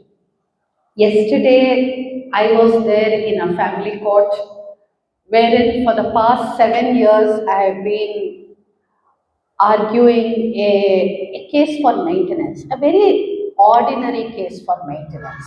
7 years, we filed it in 2019. Today we are in 2025, just one witness has been examined. Two witnesses have been examined. And we are nowhere near the implementation of maintenance. There is an interim order for maintenance, but the judges themselves do not implement, execute these orders for maintenance. So maintenance is something like this. Men and women are waiting in the family courts for divorces, for maintenance, for custody, and any of these cases, nothing less than 5 to 7 years. That's the kind of waiting period that we are having. Gayatri Singh ji will say that a workers' case will also take 5 to 7 years. Which case is not taking 5 to 7 years? And here we are only talking about trial courts. We are not even, going to High Court and Supreme Court, so then it will become 15 years. So this is the kind of time and energy that people who are fighting for justice have to give if they want to contest. Imagine spending 5 to 7 years of your life only in the trial court. What resources it demands from you. It may be wives, it may be workers, it may be Dalits, it may be tribals fighting for their lands, it may be spouses of persons who are killed in encounters. This is the kind of time, energy, financial resources that our judiciary is expecting from us. It's all so good, There is a constitution, there are all these laws all around us, but this is the price that people are paying. And I'm not even speaking about intimidation and all those things. I'm not even going into that. I'm only speaking about time, energy, and financial resources. So this is about clients. Lawyers, most of the lawyers are commercial lawyers. So commercial lawyers will be very happy when a case drags. But here we are speaking in a setting like this where lawyers are there who do not wish to make money out of cases. And here are law students and young lawyers who have hope in their eyes wanting to fight cases. But what does it mean for lawyers to fight cases like this?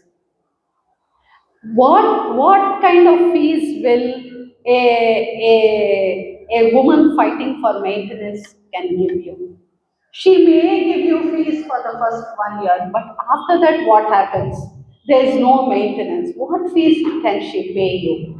So at least lawyers like Gayatri Singh and myself, we have managed to arrive at some jugaad. Basically, it's a jugaad, wherein our livelihoods are we somehow manage our lives. But I keep thinking that our profession is so unfair to young lawyers. In Hyderabad, young lawyers who have just graduated don't even get paid 10,000 rupees per month. And the timings are so terrible in our law professions. So you are not paid money, you end up putting in long hours of work. And for those lawyers who are independent and who have some principles, who want to be connected to movements, who want to hold that constitution in their hands and want to fight for justice, very, very difficult. In fact, there's no money. This is what I want to say. I feel ashamed saying this in front of law students who are wanting to become lawyers, young lawyers who are wanting to fight for justice. But I want to start saying that there is no money. There is no money in this profession. if you decide to be honest and principled, and if you decide to be connected to movements, connected to women's rights, any of these issues, climate justice. So this morning as we were eating breakfast, I was telling Gayatri how to, here we are speaking to young students, young lawyers, but we are so depressed. Actually, I'm so depressed. Meera told me, no, let's have a photo shoot of all of us wearing our what is that, those black coats and gowns. I said, no, I'm so depressed. I'm so frustrated about wearing my coat and gown. Yet, I don't want to go more than this, yet, something in this profession makes me stay.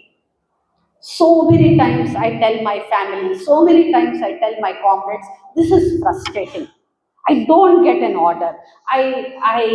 There is so much of insensitivity amongst judges. Judges don't even listen to what you are saying. They call women liars. They call workers liars. Everywhere you are getting to hear our clients are liars.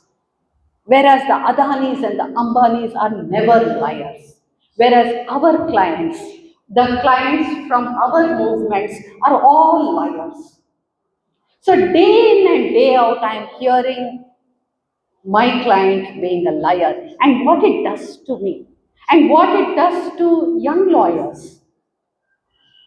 So I keep telling my friends, I keep telling my comrades, I keep telling my clients also that no, I'm retiring. Unfortunately, I'm not even at that nice, beautiful retirement age, and this legal profession doesn't have a superannuation, but I keep telling myself that I want to retire. But something holds me back. I come from the land of Kannabiran, K. Balgopal, and Tarakam.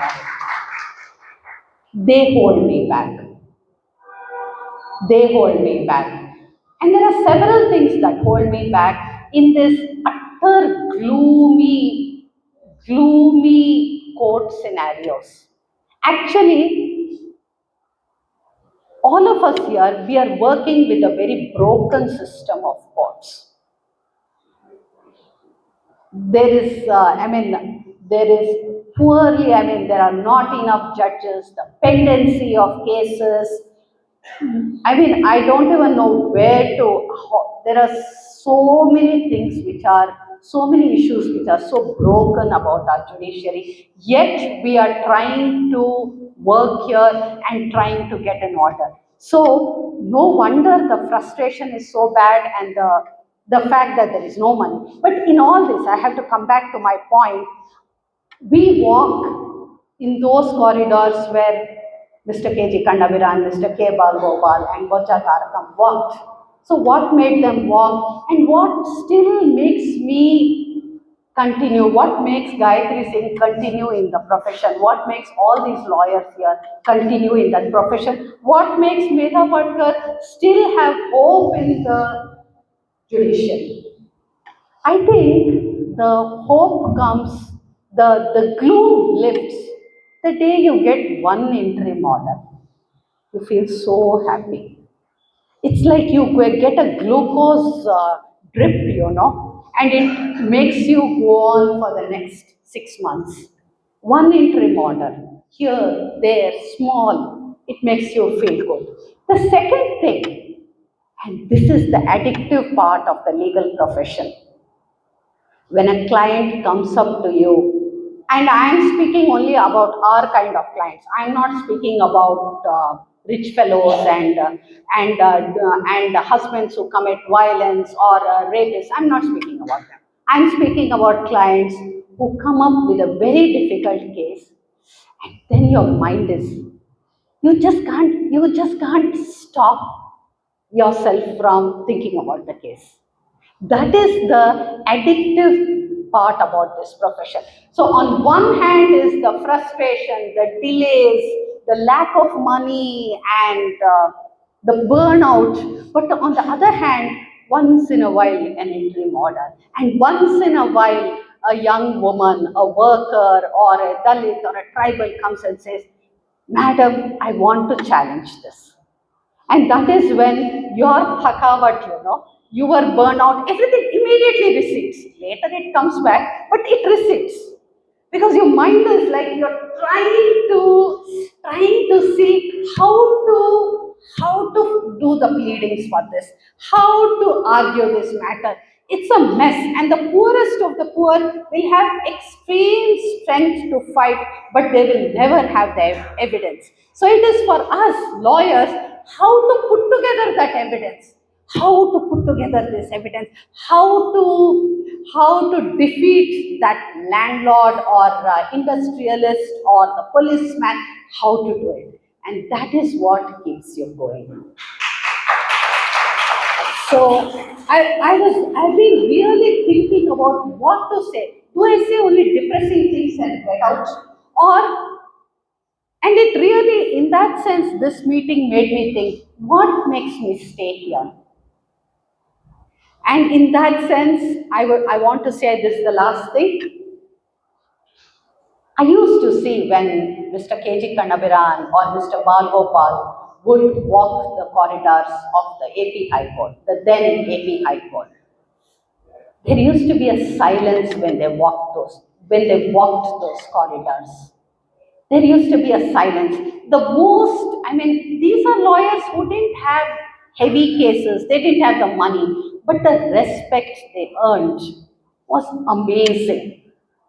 And today I realize that even as this tiny Vasudha Nagaraj, even as I walk that corridor, there is that fear. So lawyers like us, when we stick to our principles, when we do pro bono matters, when money doesn't matter so much, there is a fear within the legal profession. And that, I think, that is something which we need to maintain, and that is what will give us the highest satisfaction. We will not have the money. We will be frustrated. Believe me, we will be frustrated. There's no doubt about it. But that fear in their faces, that's what keeps me going. The client who calls me up and says, Madam, nobody wants to do this case. I don't have the money. Will you be able to do this case? That keeps me going. And that one interim order that comes once in 6 months, that keeps me going. Thank you so much. While sitting with her, just I remembered Dr. Kusuma Saral from Honavar. I was just 19 or 20 years old. I was working with Dalit human rights and tribal human rights, supported by the Jesuit priest in Mundugod, Karwar district. One lady, very simple, wearing white dress, very lean like, she used to come to my school where I was teaching. I was a teacher. I don't know how she is connected, but anyway, she is connected. And first time, she told me that, Isabella, you have strength, forget whatever is happened in your personal life, but I want you to be with me.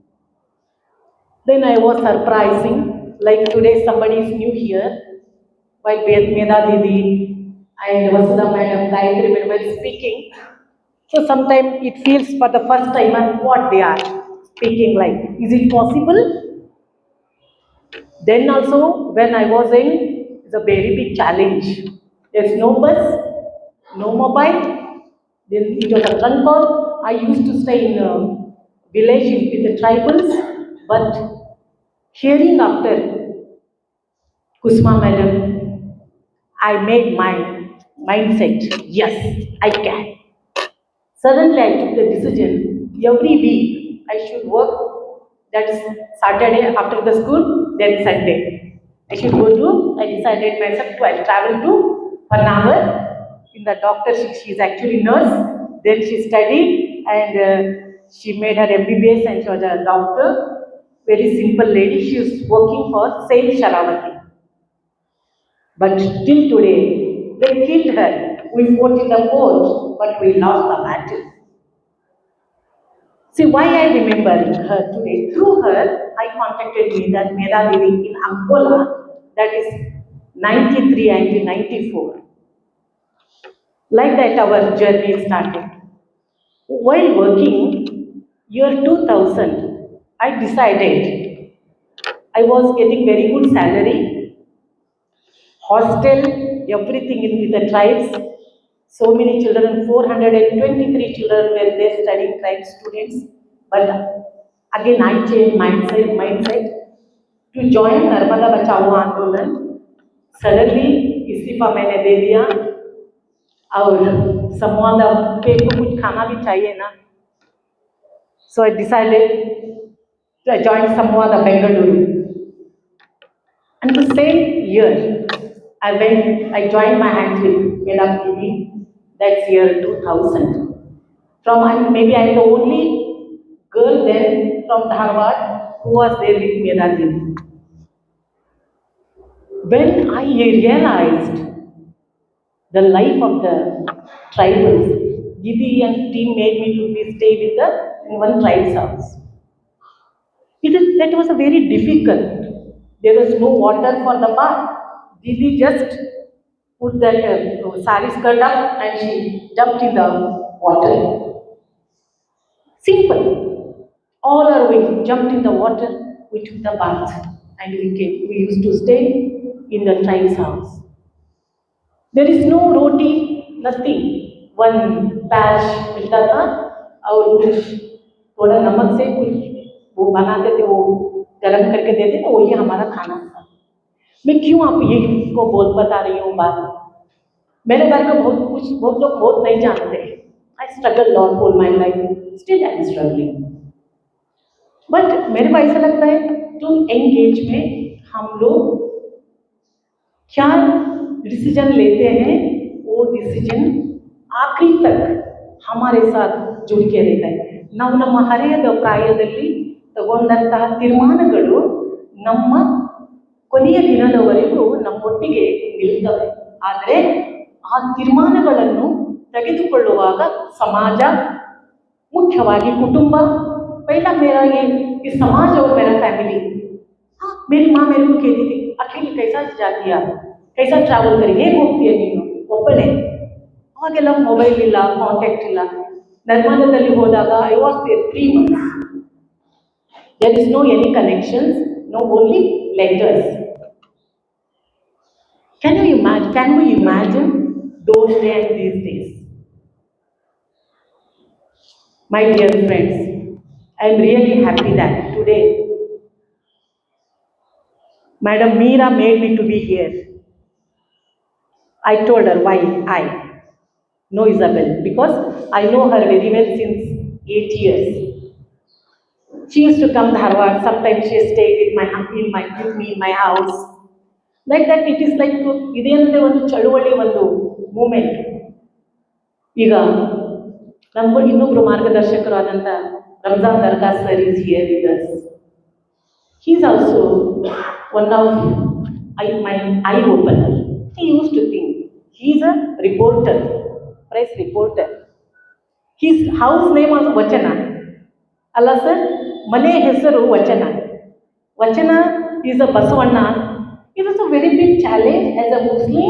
He has kept his house name Vachana.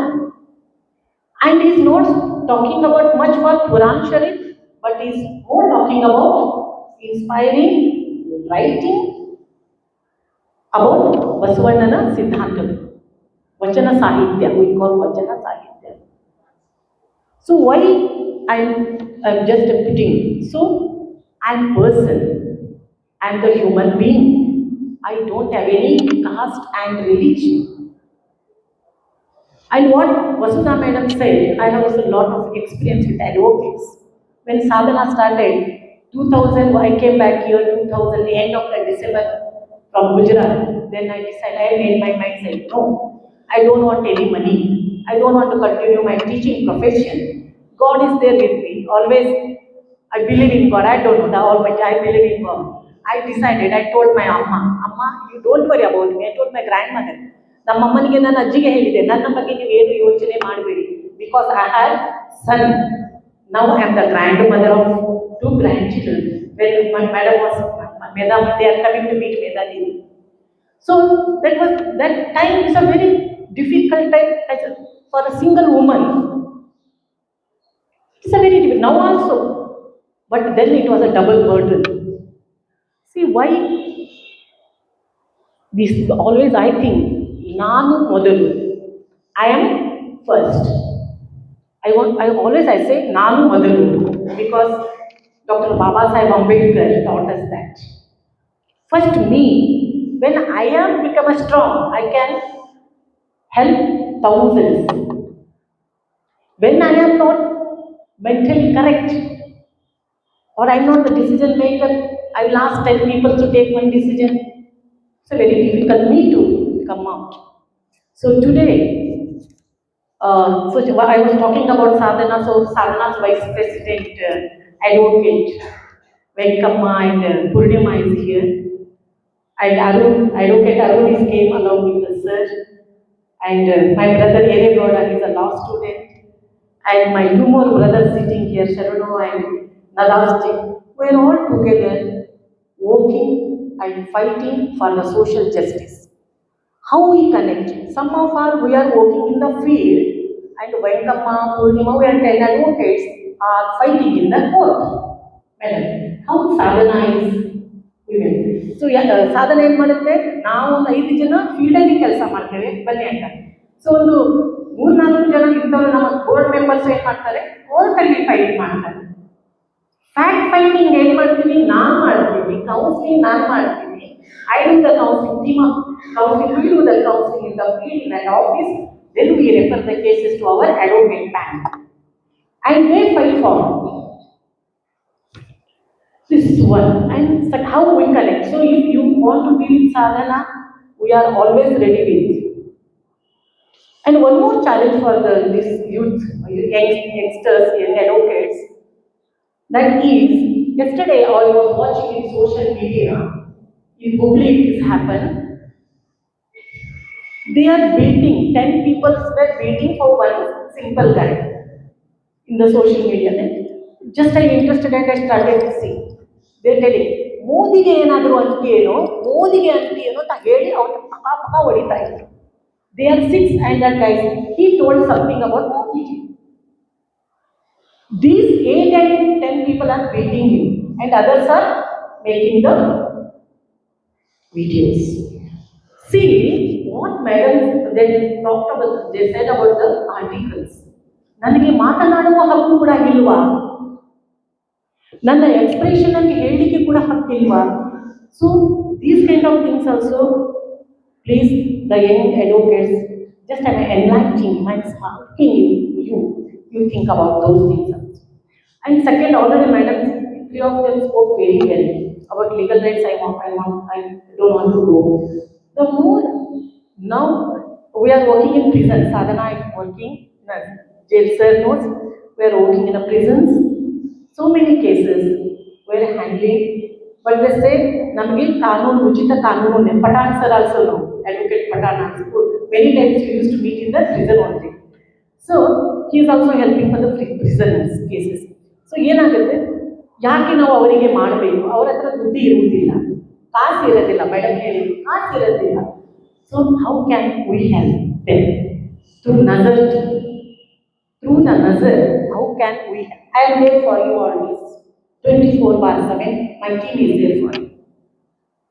So we can try for that also. That's a very, very important. 2018 prisoners are there doing nothing. And we are in Dharwad Prison Ministry, India, our team is there. One sister Sally, and they are working since so many years from the Bethany sisters. So she is leading us. Through that also we can work. And finally, I want to say that now at present in Karnataka, Samvidhan Bachao Parade, I am the regional coordinator for Karnataka. Last Sunday itself, we invited. Sir was on the dais that day.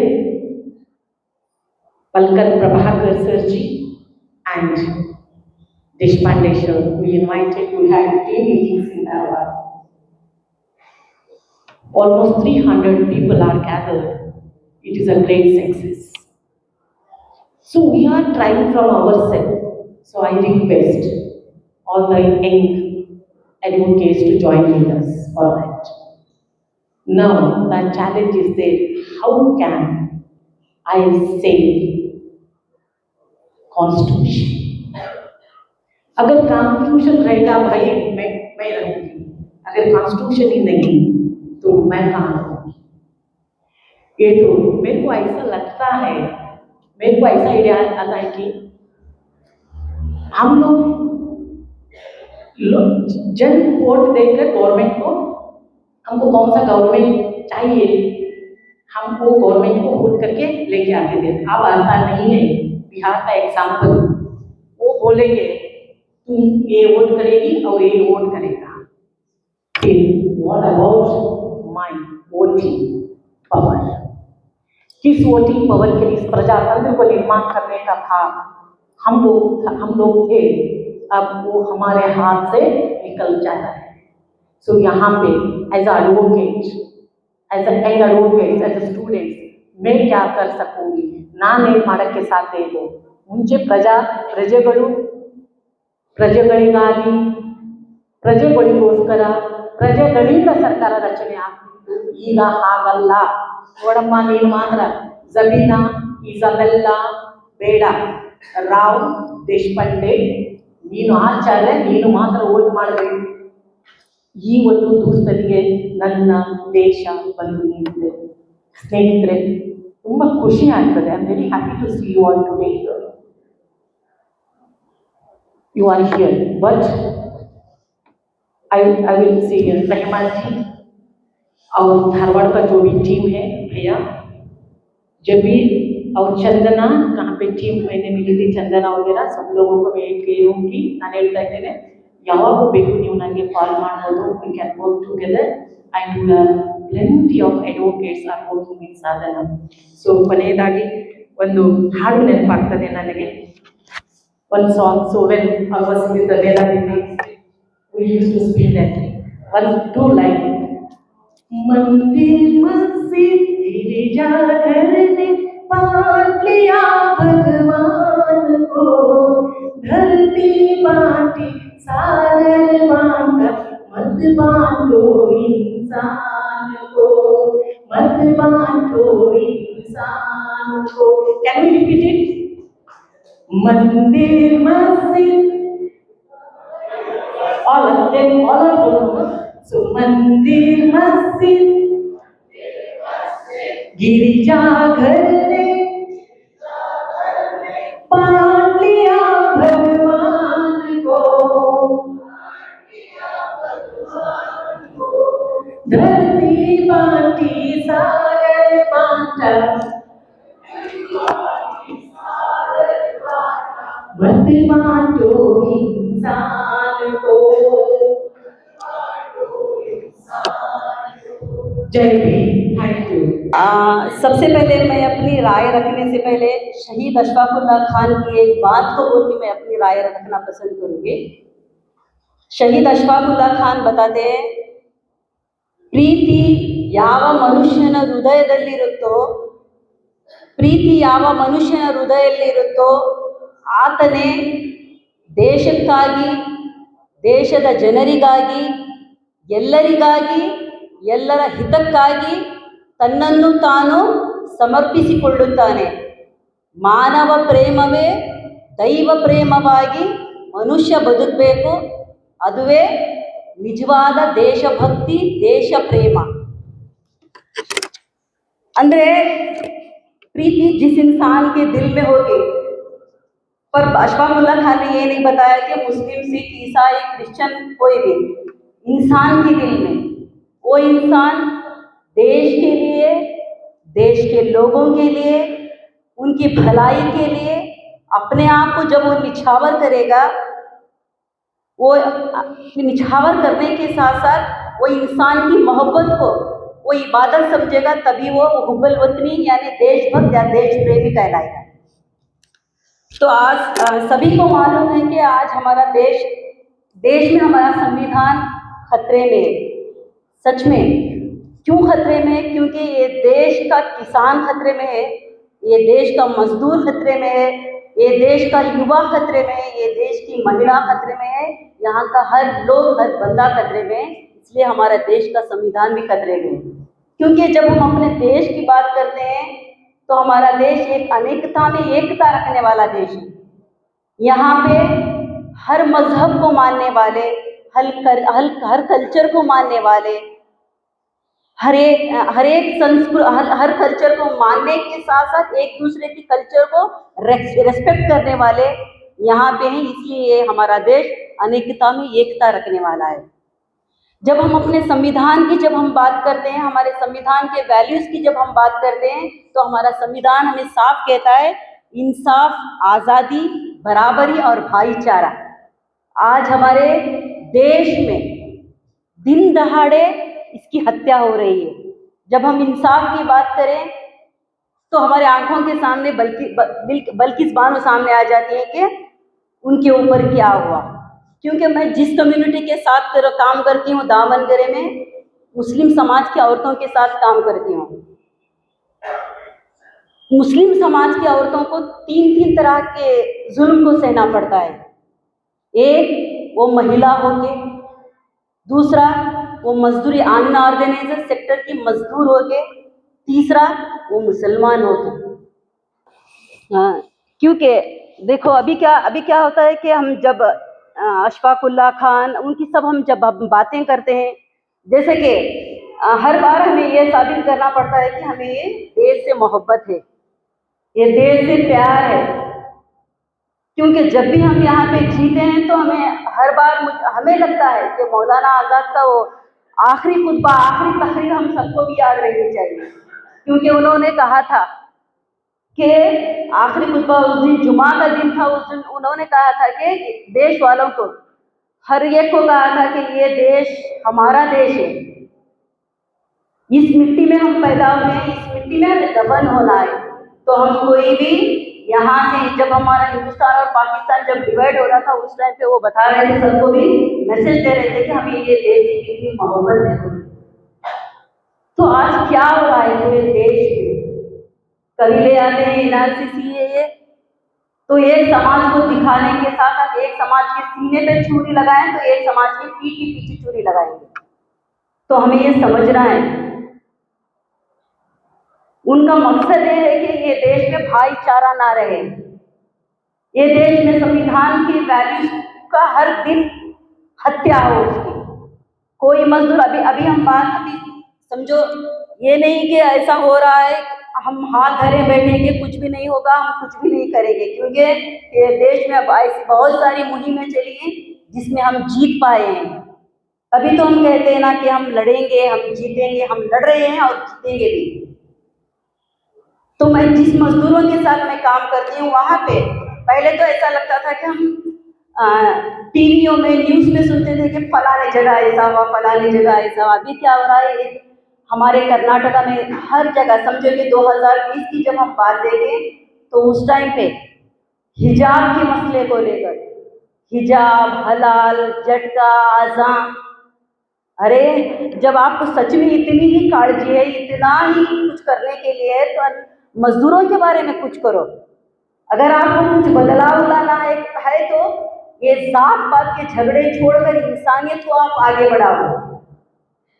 अगर आज आपको कुछ बदलाव करना हो तो ये नहीं कि समझो आज मैं जबीना यहाँ पे खड़ी हूँ क्योंकि मेरा संविधान मुझे राइट्स देता है कि मैं खुली आज़ादी के साथ मैं जी सकूँ, खुली आज़ादी के साथ मैं अपने राय को बयान कर सकूँ, खुली आज़ादी के साथ मुझे जो खाना है मैं वो खा सकूँ, खुली आज़ादी के साथ मैं संगठन कर सकूँ, खुली आज़ादी के साथ मैं संगठन करने के साथ साथ मैं मोर्चे पे जाऊँ, मैं जो प्रेजेंट सरकार होगी मैं उससे सवाल करूँ। मेरा संविधान मुझे राइट देता है। आज ये क्या हो रहा है, इस संविधान के ऊपर अटैक हो रहा है।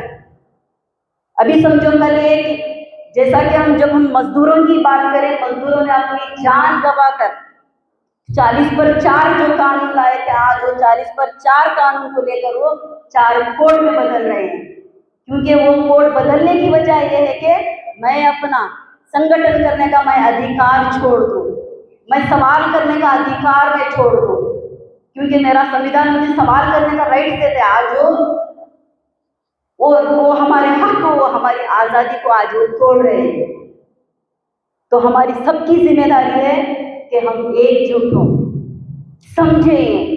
ये नहीं कि हम सिर्फ दिल्ली नहीं, दिल्ली से हरडी तक, हरियों तक जाएं, हर एक के पास जाएं, क्योंकि हम कर्नाटका में संविधान उಳಿವಿಗಾಗಿ कर्नाटका, संविधान बचाओ आंदोलन कर्नाटक बोल के हर जगह जा रहे हैं, बता रहे हैं कि आज हमारा संविधान हमें क्या क्या हक दे रहा है, हमें क्या क्या हक दे रहा है, वो हक को हमारे बचाने की हम सबकी जिम्मेदारी क्या है। अगर हम नहीं बताएंगे तो हम अपने आप को द्रोह करेंगे, हमें सबको बताना है। उसके साथ साथ हम अप्रैल के महीने में जब कर्नाटका में दावणगेरे में एक प्रोग्राम किया, संविधान संरक्षक पड़े, उस टाइम पे कम से कम 10,000 से भी ज्यादा संविधान को मानने वाले, संविधान को अपनी जिंदगी में, उसको हर दिन अपनी जिंदगी में प्रैक्टिस में रखने वाले, ये संविधान रहना चाहिए, ये संविधान जब तक रहेगा, संविधान रहे तो हम भी रहेंगे। तो ये सोच धारा रखने वाले सभी युवा, सभी लोग उसमें उस कन्वेंशन में, उस समावेश में सब जमा थे। और उसके साथ साथ संविधान ओदो अभियान, संविधान पढ़ो, क्योंकि हम संविधान पढ़ना शुरू किए एनआरसी आने के बाद शायद होगा। मैंने भी शुरू किया। कब पढ़ना शुरू किया? जब एनआरसी आया। उस टाइम पे हमने बहुत फोकस की संविधान के बारे में, क्योंकि हम भी वैसे हैं, ज्यादा हमें सोने की बहुत आदत है।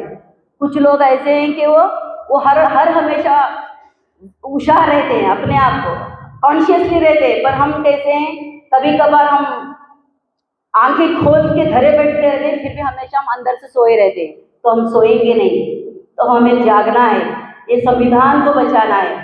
क्योंकि समझो अब हमारे 2023 में जब किसान का आंदोलन चला पूरे 1 साल, तो वो आंदोलन में जिस तरह से किसानों के साथ साथ मजदूरों के साथ साथ युवाओं ने, सभी ने जैसा जुटकर उसको जिसको जीत दिलाई, उसी तरह हमारे संविधान को बचाने के लिए यहाँ की छोटी छोटी तंजीमें, छोटे छोटे संगठन, हमें सब मिलकर एक आंदोलन बनाएंगे तो सच में हमारा संविधान बचेगा। संविधान बचेगा तो हम बचेंगे तो तभी ये देश बचेगा।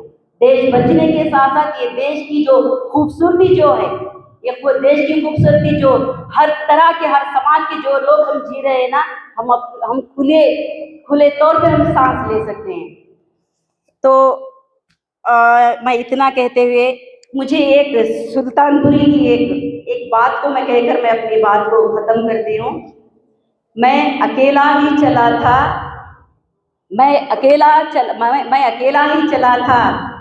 जानिबे मंजिल मगर, मैं अकेला ही चला था जानिबे मंजिल मगर, लोग साथ आते गए और कारवां बनता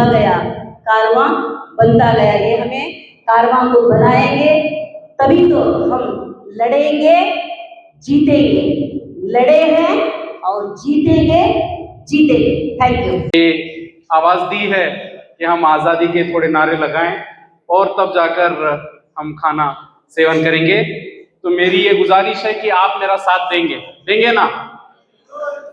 ऐसे जरम इतना ठंडा अगर जोश रहेगा तो धारवाड़ की पब्लिक नहीं जागेगी। तो साथ देंगे जरूर। तो हम क्या चाहते, तो जोर से बोलो, अशफाक वाली, तो फूले वाली, प्यार वाली, तो जोर से बोलो, है हक हमारी, फिर जोर से बोलो, हम लेके रहेंगे, हम नहीं रुकेंगे, हम नहीं थकेंगे, हम लेके रहेंगे। सामंतवाद से, अरे मनुवाद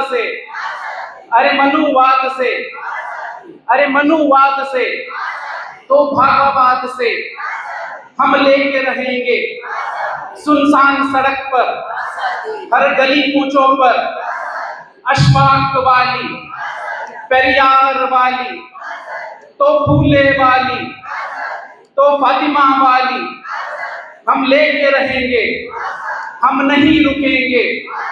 तो जोर से बोलो, है हक हमारी, है हक हमारी, हम लेके रहेंगे।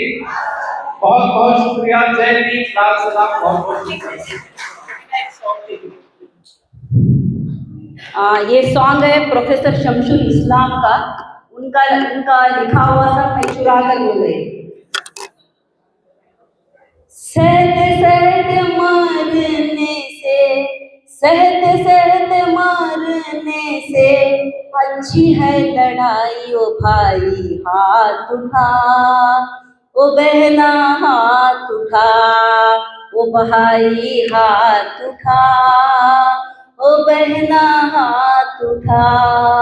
सहते सहते मारने से, सहते सहते मारने से अच्छी है लड़ाई। ओ भाई हाथ उठा, ओ बहना हाथ उठा, ओ कॉमरेड्स हाथ उठा, ओ कॉमरेड्स हाथ उठा। कल वो ही हो जो चाहे तेरा मन रे, कल वो ही हो जो चाहे तेरा मन रे। जिंदगी बदलने का कर तू जतन रे, जिंदगी बदलने का कर तू जतन रे। टूटेंगे पिंजरे तो, टूटेंगे पिंजरे तो मिलेगी रिहाई। ओ भाई हाथ उठा, ओ बहना हाथ उठा, ओ भाई हाथ उठा, ओ बहना हाथ उठा। सहते सहते मारने से, सहते सहते मारने से अच्छी है लड़ाई। ओ भाई हाथ उठा, ओ बहना हाथ उठा, ओ भाई हाथ उठा, ओ बहना हाथ उठा। टूटे हुए सपनों को जोड़ना जरूरी, टूटे हुए सपनों को जोड़ना जरूरी। दिलों में हमारे भला कैसी है ये दूरी, दिलों में हमारे भला कैसी है ये दूरी। पेड़ तो हमारे पर, पेड़ तो हमारे पर छाँव है पराई। ओ भाई हाथ उठा, ओ बहना हाथ उठा, ओ भाई हाथ उठा, ओ बहना हाथ उठा। घर तक पीछे पीछे आया है अंधेरा, घर तक पीछे पीछे आया है अंधेरा। आँखों में हमारी दिखता है ये सवेरा, आँखों में हमारी दिखता है ये सवेरा। दुनिया में प्यार बचे, दुनिया में प्यार बचे, बचे सच्चाई। ओ भाई हाथ उठा, ओ बहना हाथ उठा, ओ भाई हाथ उठा, ओ बहना हाथ उठा। सहते सहते मारने से, सहते सहते मारने से अच्छी है लड़ाई। ओ भाई हाथ उठा, ओ भाई हाथ उठा, ओ बहना हाथ उठा, ओ बहना हाथ उठा। Thank you.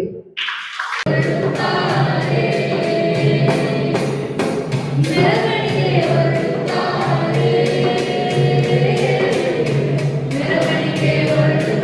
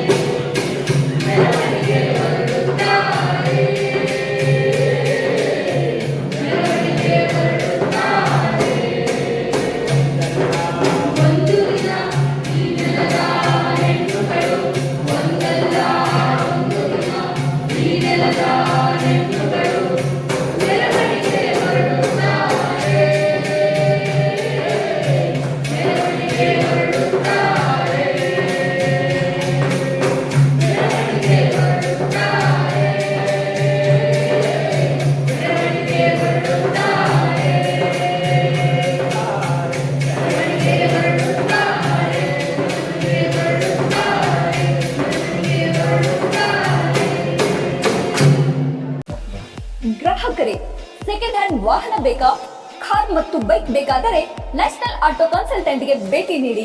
ಇಲ್ಲಿ ಎಲ್ಲ ತರಹದ ಸೆಕೆಂಡ್ ಹ್ಯಾಂಡ್ ಬೈಕ್ ಮತ್ತು ಕಾರುಗಳು ಸಿಗುತ್ತದೆ. ವಿಶೇಷವೇನೆಂದರೆ ಲೋನ್ ಮೂಲಕ ವಾಹನ ಖರೀದಿ ಮಾಡಬಹುದು. ನೀವು ಭೇಟಿ ನೀಡಬೇಕಾದ ಸ್ಥಳ old DSP circle, BSL office near KC park, Dharwad.